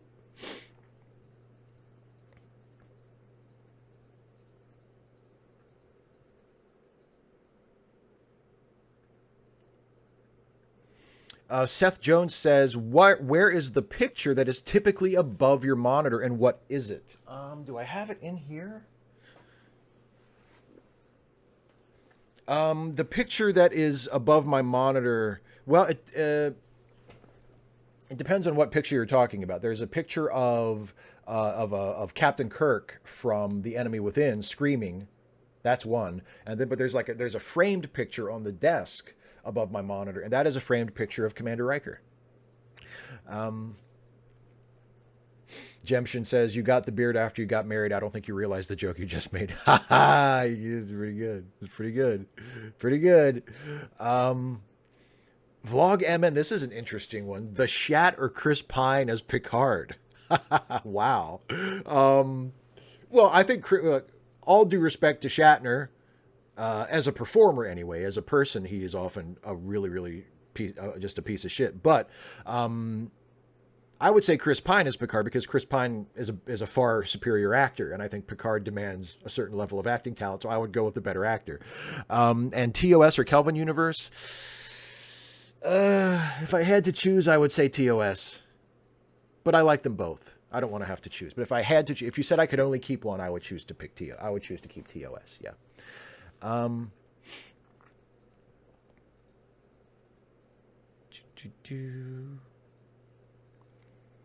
Radical Bacon, how often does Audie interrupt production? Not nearly as often. Not nearly as often as you might think. She used to interrupt it a lot more, but she has calmed down in her dotage, so not nearly as much.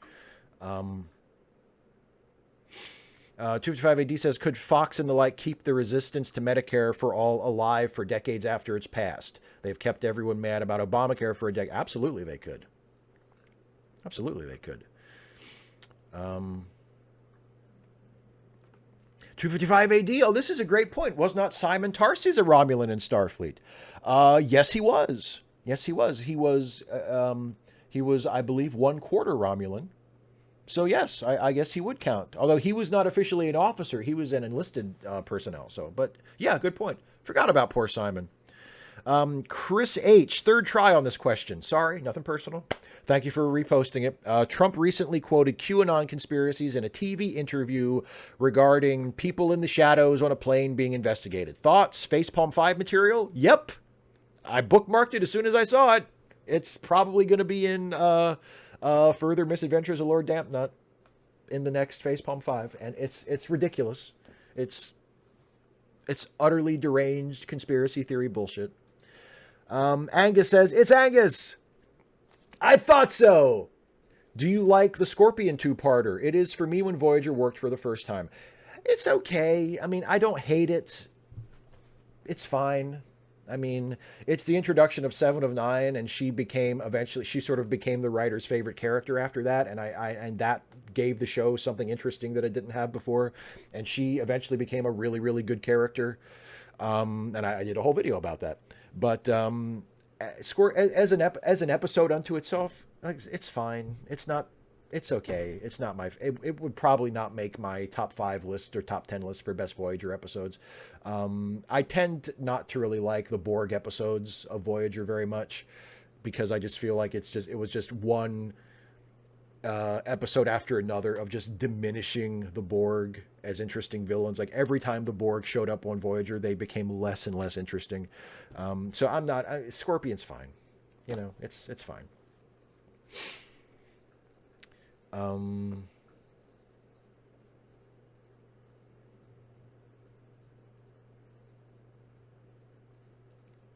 Queer Pro Black says, would you watch a Star Trek-like show produced by another country?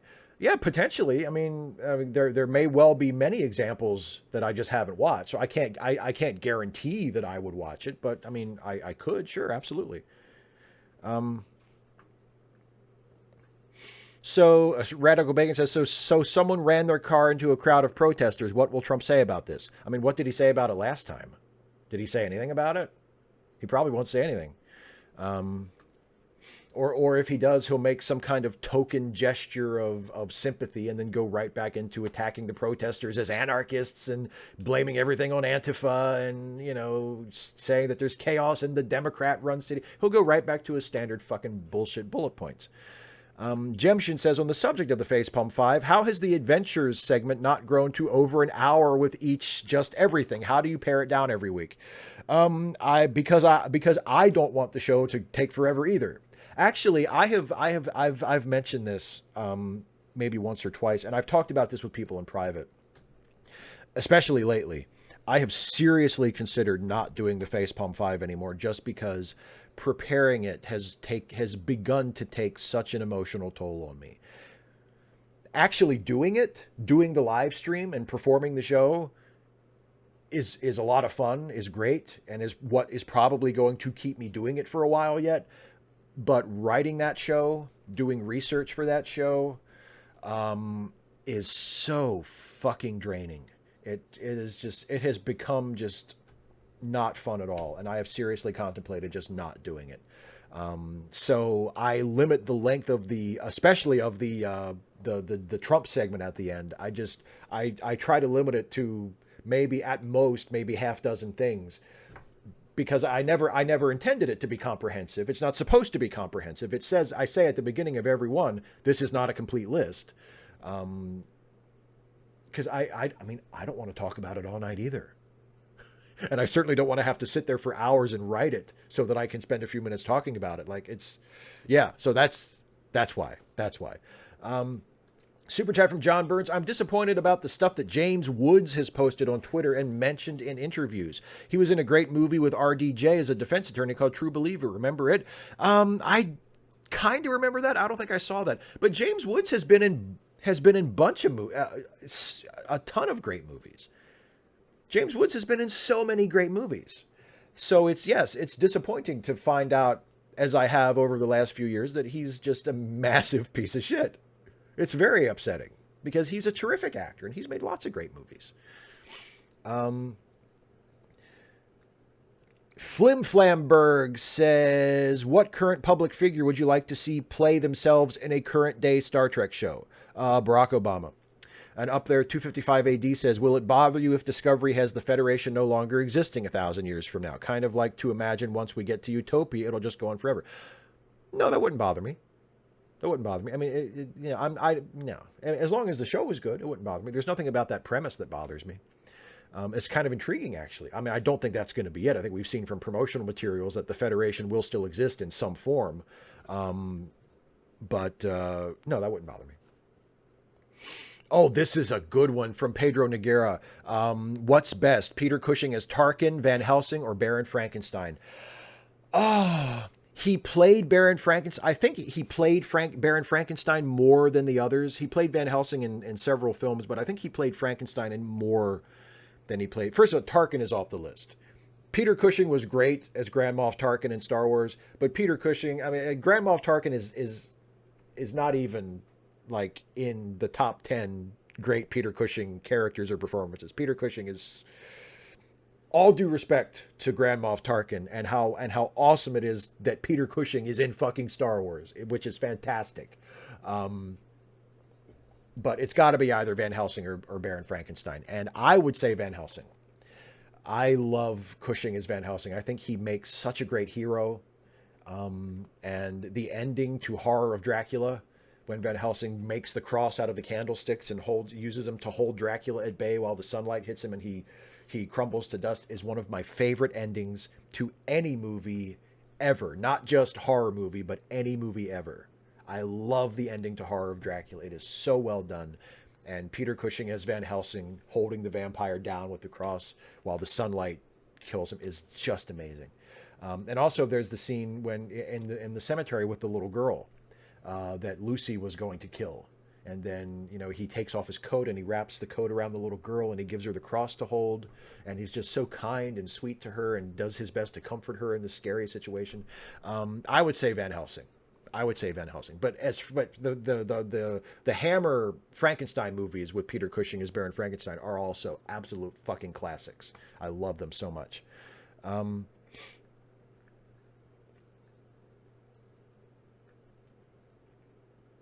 Kari Sebia says North Korea's official name has democratic right there. Checkmate. Yeah, see, so the presence of the word doesn't necessarily mean anything one way or the other. Um,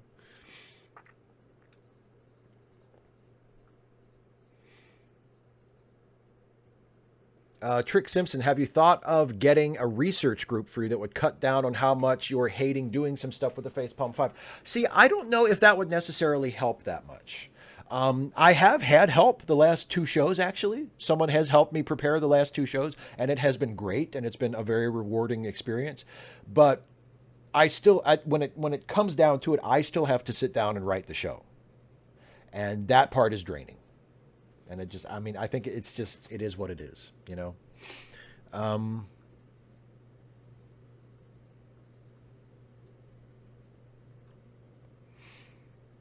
Carlisle the Cinephile, have you seen Renegade Cut's video? Star Trek Voyager is good, actually. I have not. Pedro Noguera, come on, man. Please make a full video about Peter Cushing and Hammer Horror, please. Okay. That's actually a really good idea. I could totally do that. That's actually a really great idea. Robert Mills, I have not seen the BBC/Netflix version of Dracula. Joe McClory, Ryan Coogler remaking Code of Honor for the horrible episode question. Thoughts? Little obvious, but I mean, I would totally watch it. Like, I would totally watch it. Jason, Opinionville says, what if in Discovery the Federation in the future is evil? Something akin to the Mirror Universe. Yeah, I could be down with that. Like, I'm very open about premise and stuff, you know? Dana, do you own or have access to the Peter Cushing movie we were just talking about? Yes, I do. I have it on DVD, and I think I might have purchased a streaming copy of it somewhere at some point too. So I have the Dracula movie with Peter Cushing I was just talking about, and I have several of the Peter Cushing Frankenstein movies too, which are just magnificent. Especially there's one called And Frankenstein Created Woman, which is just fantastic. Because the Hammer Frankenstein series chose to follow Baron Frankenstein rather than the creature for the sequels. So the sequels are about Baron Frankenstein, you know, having further adventures, I guess you could say, rather than bringing back the creature over and over and over again. Although I think they do bring the creature back a little bit, but yeah, horror of Dracula. Yes, I have that, and it's one of my very favorite horror films, and like I said, one of my favorite endings to anything ever.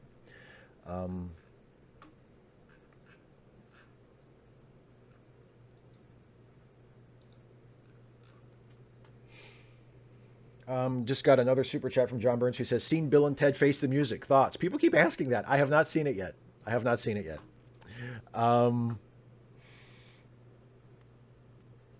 Jamie J, have you seen Nosferatu? Have I seen Nosferatu? Which version?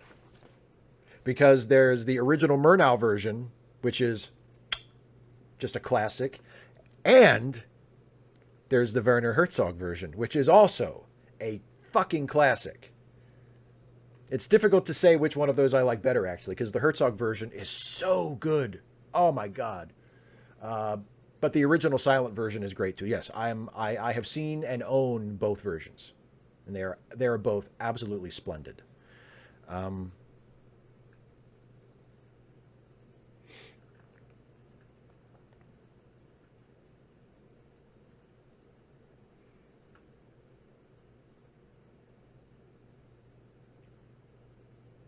Oh, Pedro says my Frankenstein Created Woman is my favorite movie ever. Isn't it great? It is so good. Yeah, and it's like, yeah, oh, it's so good. I should watch that sometime soon because I have that on DVD. I should watch that soon. That is such a good movie. Oh God, so great. A lot of those hammers are great. Radical Bacon, does Audie sleep with you? Audie sleeps in the bed. Yes.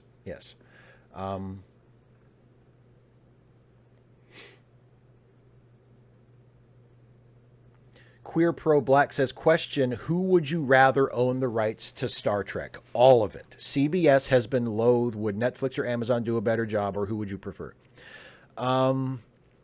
Netflix would probably be the best option because it would be the widest distribution, because I think more people have Netflix, So, I mean, if there was going to be an exclusive streaming home for Star Trek and for all of it, for all the shows and all the movies, I would prefer it be on Netflix because I think more people could see it that way. By the way, I'm going to end the stream soon. I've been going for almost 2 hours, so I'm going to wrap it up in the next few minutes. So if you have final questions for the live chat, get them in, and I'll answer a few more questions, and then we will start to wrap things up. Christopher Oberg with a super chat says, worked a showing of the classic Nosferatu at the world's oldest cinema a few years ago. Live organ and percussion. Oh, that sounds like just a dream. I would love to go. There's an old silent theater in Frederick, which is about half an hour from here. That used to be a Tivoli movie house in the 1920s when it was built, and now it's called the Weinberg Center. And they still have the original Wurlitzer organ installed, and they haven't done it lately because of COVID, of course. But every year, traditionally, they have a program, and usually in the spring, where they show silent movies accompanied by live organ music, and it is just a little slice of heaven. It's just so great.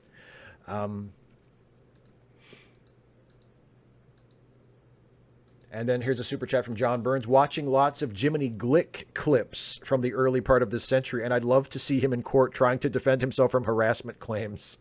So glad Martin Short's still alive. Martin Short is hilarious. Martin Short. Did you see Martin Short on? He was Conan O'Brien's guest on one of Conan's first quarantine shows when he was first starting to do the bit where they interview the guest over Zoom and stuff. And his interview with Martin Short is just amazing. It's just wonderful. Oh, Dr. Strange Jove with a super chat. No question, just enjoy the content. Thanks. Well, thank you very much. I appreciate that. Super chat from Vovacat17. I think everyone should go watch Netflix's Dark.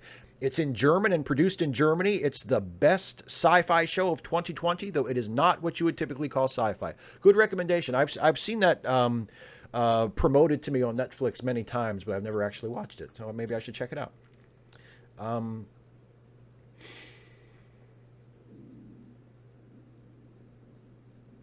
Isaiah Taylor says, Justice, TNG worst episode. That's a good one, meaning a bad one. That's a good choice for worst episode.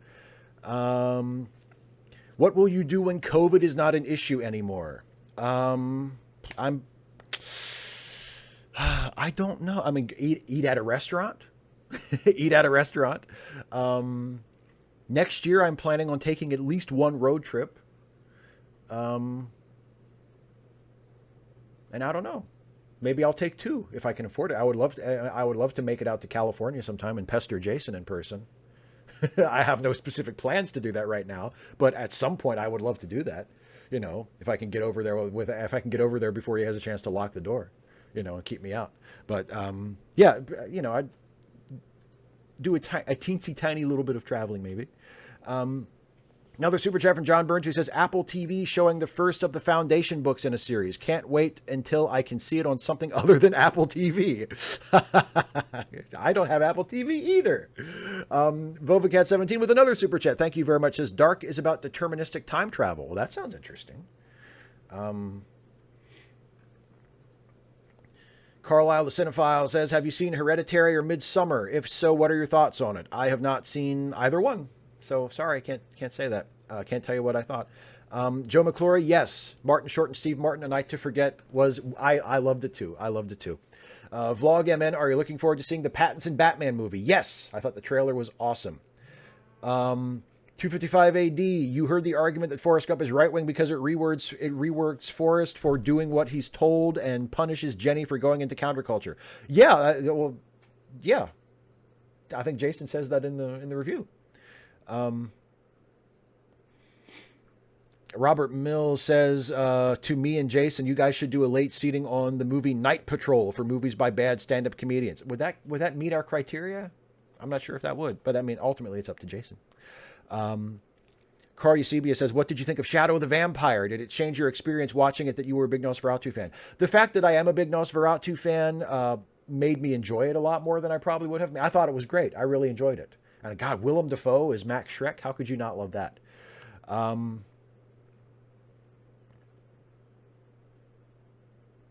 Yeah, Jays better hurry before it all burns down.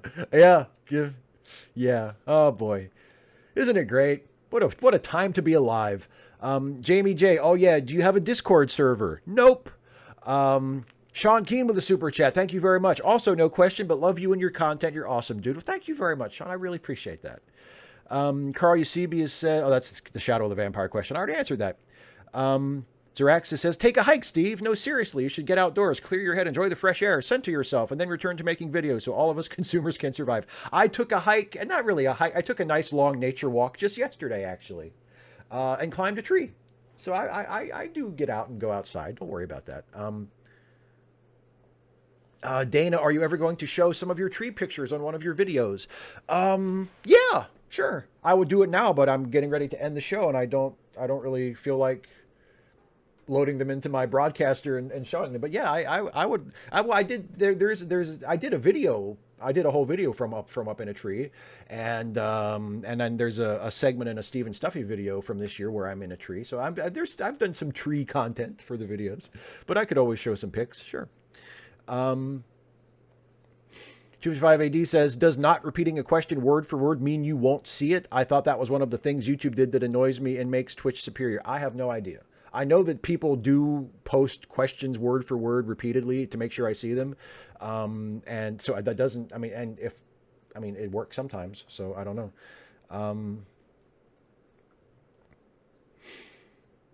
Vlog MN says, Radical Bacon. First of all, Radical Bacon says, any suggestions I should have to my instructors for Zoom meetings? I think you said it already earlier in the show.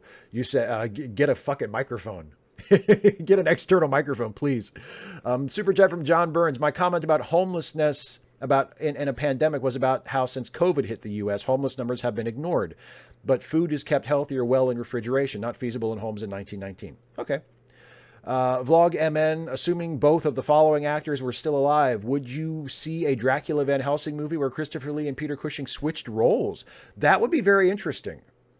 I would watch it just out of curiosity. I mean, Christopher Lee did play Sherlock Holmes once, so he was capable of playing more heroic characters. I'd be curious to see it. It would be very interesting. Trick Simpson. Angus says, what about the 90s Dracula with Keanu? That is, I really like that one. It's completely over the top and cornball, but I really like that one. It's quality cheese. I'll put it that way. The Francis Ford Coppola, Bram Stoker's Dracula is quality cheese. Trick Simpson says, your thoughts on the Batman coming into DCEU? I could not give less of a shit as long as it's a good movie. As long as the Batman is a good movie, I don't care if it's DCEU or its own thing or what. That makes absolutely no difference to me. Just give me a good movie.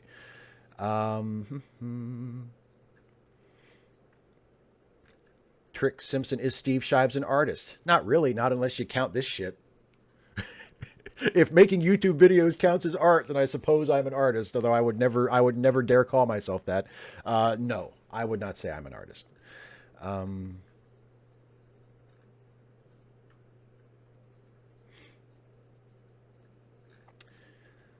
Pedro Noguera says, we all know you write very well. Oh, thank you, especially in your fan fiction and videos, but do you have any other artistic talents? Do you draw, paint, dance, sing, or whatever? Nope. I sing in the car sometimes. That probably shouldn't count because it's not very good. But no, not really. No, unfortunately. I'm mostly, my main creative outlet, my main talent, if you want to call it, such as it is writing, and videos is sort of an evolution of that, So no, I don't play music or do anything like that or draw or paint. Queer Pro Black says, who would you? I already answered this one. Who would you rather own the rights to Star Trek? All of it. CBS, would Netflix or Amazon do a better job? Yeah, Netflix.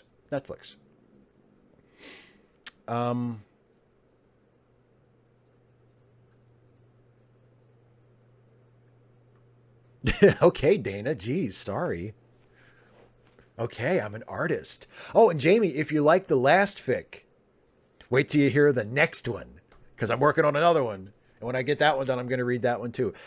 We'll have to see. I don't know. I think the one that I read before, I think I still probably the one that I read last time is probably closer to my heart. than the one I'm writing now. But the one I'm writing now is turning out really good too. And it's got Superman in it. So that's cool. So, yeah.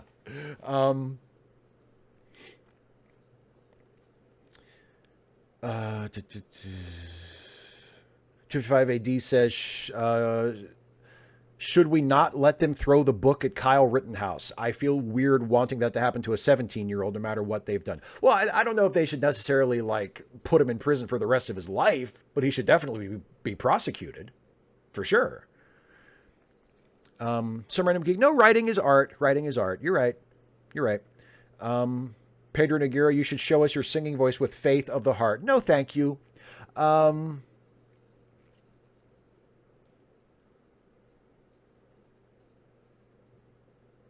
random geek says the Batman fanfic was a beautiful piece of art. Is it not? Then maybe overpraising it a bit.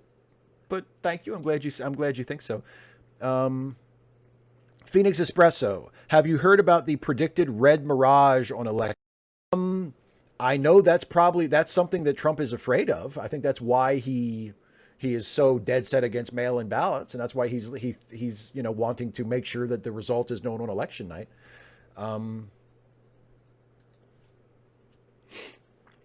But yeah, I mean, I would love to, as long as Biden wins. I don't care if he wins on election day or if it's a few days later after mail-in ballots are counted. I don't give a shit as long as Trump doesn't win. Jamie J, homoerotic Nightwing Superman fanfic? No, nothing like that. Sorry to disappoint you. Nothing like that. It does have a lot of dick in it, though. There's a lot of dick in the story.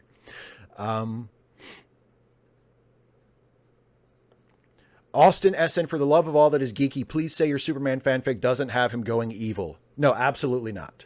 No, he is pure good guy Superman. He is pure good guy Superman. Oh my God. Radical Bacon says, if you hit 40K a month on Patreon, will you sing for us? 40K a month? Fuck yes, I'll sing for you. I'll sing all the time. If I'm making 40K a month, I'll be singing like a fucking bird. Day and night.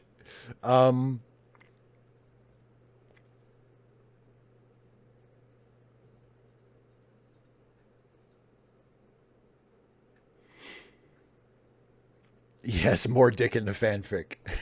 Was there not enough dick in the last one? It was pretty dick heavy, wasn't it? But yes, there will be Matthew Thatcher. Are those double entendres? There are layers of meaning. There are just layers and layers and layers of meaning. Like swinging dick. There's so much going on there.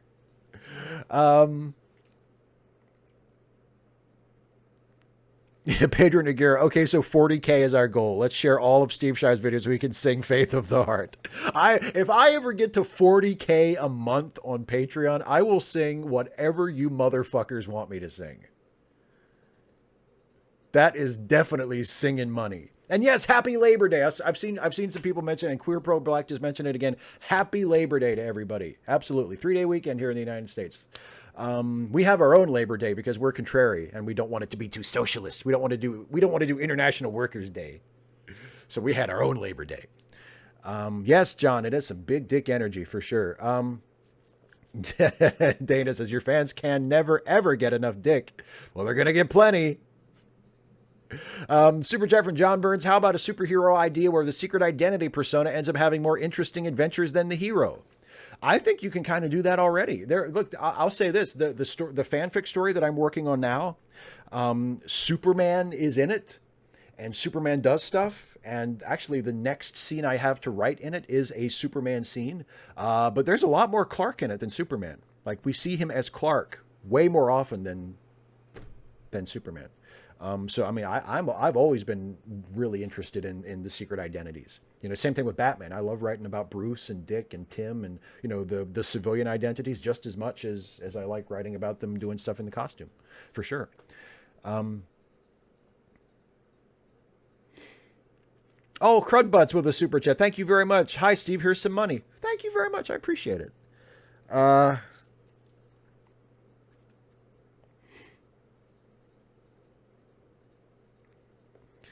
Uh, Christian Mino says, I'm major liberal and only asking this because I feel like you're a good guy to emulate when it comes to politics and I've been getting involved. Why do you just shut conservatives out? I do it too. Because life is too fucking short.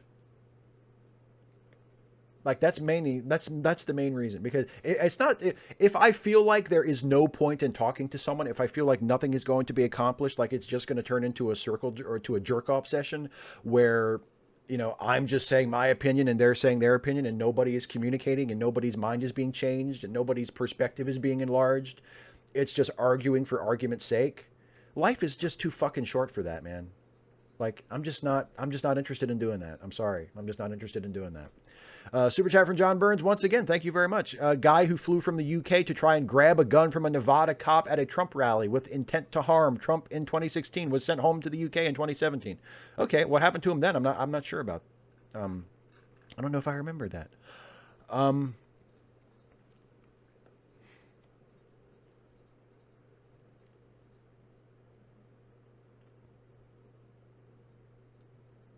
Radical Bacon, will you do something for your 69th episode? Probably not. No, I have no plans for the 69th episode.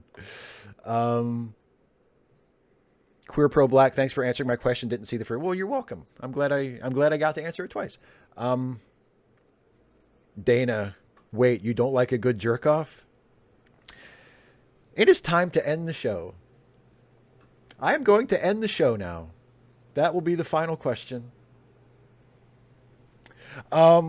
Before I go, I want to remind everybody that I do this for a living, and if you want to help me continue to do this, you can go to patreon.com/Steve Shives. Apparently, I have agreed to sing some shit if I get to $40,000 a month, which is nowhere near happening. But if that's important to you and you haven't become a patron yet and you want to nudge me ever so closer to that ridiculous goal of $40K a month, patreon.com/Steve Shives. And whether you give a shit about that or not, a pledge of any amount from $1 a month on up allows you to submit questions ahead of time for Ask Away. That's one of the perks. And I also want to remind everybody that Patreon now allows you to pledge an entire year in advance if you want. You can pledge at $1 a month or $5 a month or $10 or however much you want to pledge a month, and it still counts as that. So, if you pledge $5 a month, but you pay it all at once for the year, you still get the shout out and everything. But you can pay all at once for a whole year. So, if that's something you'd rather do instead of paying it in monthly installments, that's an option you have. Patreon.com/Steve Shives. Also, don't forget that I co-host podcasts as a part of the Let Me Listen family of podcasts. I co-host the Late Seating podcast, as well as the Ensign's Log, the Star Trek themed comedy podcast, which has a new episode that just went up today. Jason was in the chat earlier. I guess he's still watching. Hi, Jason, if you're still watching. Jason is the funny one on the shows, and the one who does all the work. So, but you check out the Late Seating podcast and Ensign's Log and all the Let Me Listen podcasts at letmelistenpodcasts.com. And also, you can also follow the links in the video description to listen on SoundCloud or via RSS using your podcast app of choice. Letmelistenpodcast.com and links in the description. Also, don't forget the charity links that have been collated by our good friend Some Random Geek that contain links to fundraisers and PayPal accounts for friends of ours who need a helping hand in these troubled times. They have all been collected in a single Google Doc that is linked in the description of this video. So go to the video description and click that link and check out those charity links, and please help out some of our friends if you possibly can. And that's it, everybody. Thank you all so much for watching. I appreciate you so much. Whether you're a patron or not, I appreciate the engagement and the attention and the fact that you give a shit about anything I have to say. That really makes my day, makes my week, makes quite a bit of my whole life. Doesn't make my whole life, but is definitely a good thing. So thank you all so much for watching. To those of you who are fellow Americans of mine, have a good 3-day weekend. Enjoy your Labor Day, and I'll see you next time, everybody. Take care. Thanks for watching.